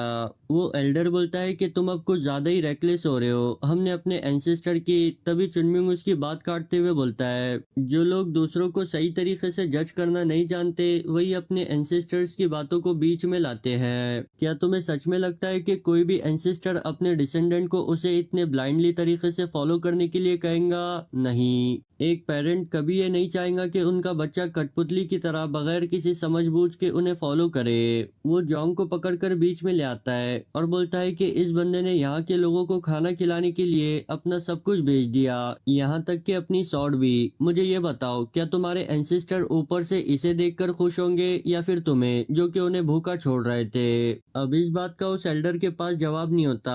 चुनमिंग हमें बताता है कि भाई आखिरी विश भी एक विश ही होती है, उसे हमें लेसन की तरह लेना चाहिए, ना कि किसी एब्सोल्यूट लॉ की तरह। ये दुनिया इतनी तेजी से बदल रही है, लेकिन पता नहीं तुम कब तक अपनी उन्हीं पुरानी बातों को फॉलो करते रहोगे। अपने मरने तक या अपने सेट के खत्म होने तक लेगेसी भाड़ में जाए। अब मुझे इन जैसे लोगों से बिल्कुल भी बात नहीं करना। वो वहां से जाते हुए बोलता है कि ऐसा लग रहा है जैसे कि मैंने यहाँ रुककर अपने टाइम को वेस्ट किया। तभी पैलेस मास्टर उसे रोक देता है और जोंग से बोलता है कि मैं तुमसे कुछ पूछना चाहता हूँ। वो बोलता है कि मुझे बताओ कि आखिर तुमने ऐसा क्यों किया? तुम सेंट्रल प्लेन से बिलोंग करते हो, तो फिर तुमने यूनान के लोगों की मदद क्यों की? जोंग बोलता है कि मैं कुछ समझा नहीं, क्या हमें किसी की मदद करने के लिए रीजन की जरूरत है? मैंने तो वही किया जो कि मेरे सेक्टर ने मुझे सिखाया है। साइड से चुनम्यूंग और जोंग बोलते हैं कि नहीं, तुमने उससे कई गुना ज्यादा किया। पैलेस मास्टर उससे पूछता है कि बताओ, अगर तुम सेम सिचुएशन में दोबारा फंसते हो तो क्या तुम वही करोगे? जोंग का जवाब होता है नहीं। वो बोलता है कि मैंने ऐसा करके अपने सभी साथियों को बहुत ही बड़े डेंजर में डाल दिया था, जिसका मुझे काफी रिग्रेट भी है। लेकिन मुझे उन लोगों की मदद करने पर बिल्कुल भी अफसोस फील नहीं हो रहा। मैं हमेशा से ये सोचा करता था कि आखिर क्यों मेरे माउंट वेसेट को ही ग्लोरियस होना चाहिए। और अब मुझे अपना जवाब मिल गया, क्योंकि अगर कोई सेक्ट उसके लोगों की नज़रों में ग्लोरियस है तो उसे रिप्लेस किया जा सकता है, लेकिन अगर वो पूरी पब्लिक की नज़रों में ग्लोरियस है तो उसे कभी रिप्लेस नहीं किया जा सकता। मेरा सेक्ट टाओइज्म के रास्ते को फॉलो करता है, जो कि ये कहता है कि हमें हमेशा दूसरों की मदद करनी चाहिए। अगर उस जगह मेरे बजाय मेरे सेक्ट लीडर भी होते तो वो तो अपनी सॉर्ड के साथ साथ अपनी दाढ़ी भी बेच देते। मैं चाहता हूँ कि आप हम पर, हमारे माउंट वा सेट पर और उसकी टीचिंग्स पर ट्रस्ट करो। पैलेस मास्टर सोचता है कि मैं हमेशा से माउंट वा सेट की स्वॉर्डमैनशिप के चर्चे सुनते आया हूँ, इसीलिए मैं तो ये भूल ही गया था कि उसे बनाने वाला एक टाओइस्ट था। शायद यही रीजन है कि वहां से इतना great warrior plum blossom sword saint निकला। अगर मेरे पास इस बच्चे जितना करेज होता तो मैं अब तक चुप नहीं बैठा होता। मैंने कई सारी चीजों को मुद्दा बना लिया, लेकिन अब और नहीं। वो उन सभी लोगों से कहता है कि आज के बाद यूनान सेंट्रल प्लेन्स के किसी भी मर्चेंट ग्रुप के साथ ट्रेड नहीं करेगा, सिवाय माउंट वा सेट के। मगर वो बेवकूफ एल्डर फिर से इस बात को अपोज करने की कोशिश करते हैं। पैलेस मास्टर चिल्लाकर बोलता है कि बस बहुत हुआ, क्या तुम लोगों को बात समझ नहीं आती? आखिर कब तक तुम यूनान के लोगों को यूं भूख से तड़पता हुआ देखना चाहते हो? सेंट्रल प्लेन के लोग यहाँ आकर उनकी मदद कर रहे हैं और तुम हो कि उनकी आखिरी विश को छोड़ना नहीं चाहते। क्या तुम्हें सच में लगता है कि एंसेस्टर्स ये देखकर खुश हो रहे होंगे? अगर वो यूनान के लोगों को यूं तड़पता हुआ ही देखना चाहते हैं तो फिर मैं ऐसे एंसेस्टर को फॉलो करना नहीं चाहता। अब ये सुनकर वहां मौजूद सभी लोग खामोश हो जाते हैं। फर्स्ट एल्डर आगे बढ़ते हुए बोलता है कि जब मैं मरने के बाद अपने एंसेस्टर्स से मिलूंगा तो उनसे सबसे पहले माफी की भीख मांगूंगा, क्योंकि अब मैं अपने यूनान के लोगों को खुश देखना चाहता हूँ। हमने सालों तक अपने एंसेस्टर की लास्ट विश को प्रिजर्व किया, लेकिन अब और नहीं। इन टाविस की बातों ने मेरी आंखें खोल दी। मुझे अब समझ आ गया कि आखिर हम कितने गलत थे। इसीलिए प्लीज पैलेस मास्टर, आपको जो करना है करो, लेकिन हमारे यूनान को बचा लो। इस बात पर वो सभी एल्डर्स भी एग्री करते हैं। पैलेस मास्टर भी ये ऑर्डर दे देता है कि हम आज के बाद से अपनी सभी टी ट्रेड को माउंट और सेट के साथ कंटिन्यू करेंगे। वो सोचता है कि जिन सेंट्रल प्लेन्स के लोगों से हम इतनी नफरत करते थे उन्होंने ही हमारी सबसे बड़ी प्रॉब्लम को सॉल्व किया। चुनम्युंग बोलता है कि मैं उम्मीद करता हूँ कि तुम हमारे डॉक्यूमेंटेशन में लिखी हुई सभी गाइडलाइंस को फॉलो करोगे। पैलेस मास्टर बोलता है कि हाँ बिल्कुल, आखिर को हम लोग दोस्त जो है। और इसी के साथ हमारा आज का ये एपिसोड यहीं पर ही एंड होता है। इस एपिसोड में कई सारी ऐसी बातें थी जिससे हमें काफी कुछ सीखने को मिलता है। मैं उम्मीद करता हूँ कि आप लोगों को ये पसंद आया होगा। तो मैंने इस सीरीज के अब तक रिलीज हुए सभी चैप्टर्स को एक्सप्लेन कर दिया है। अगला पार्ट अब अगले 6 से 7 चैप्टर रिलीज होने के बाद आएगा। तब तक आप मेरी दूसरी सीरीज को एंजॉय कर सकते हो। और हाँ, मेरे दूसरे चैनल को सब्सक्राइब करना बिल्कुल भी मत भूलना। उसकी लिंक मैंने नीचे डिस्क्रिप्शन में लगा दी है। तो मिलते हैं नेक्स्ट पार्ट के साथ। Good bye, take care.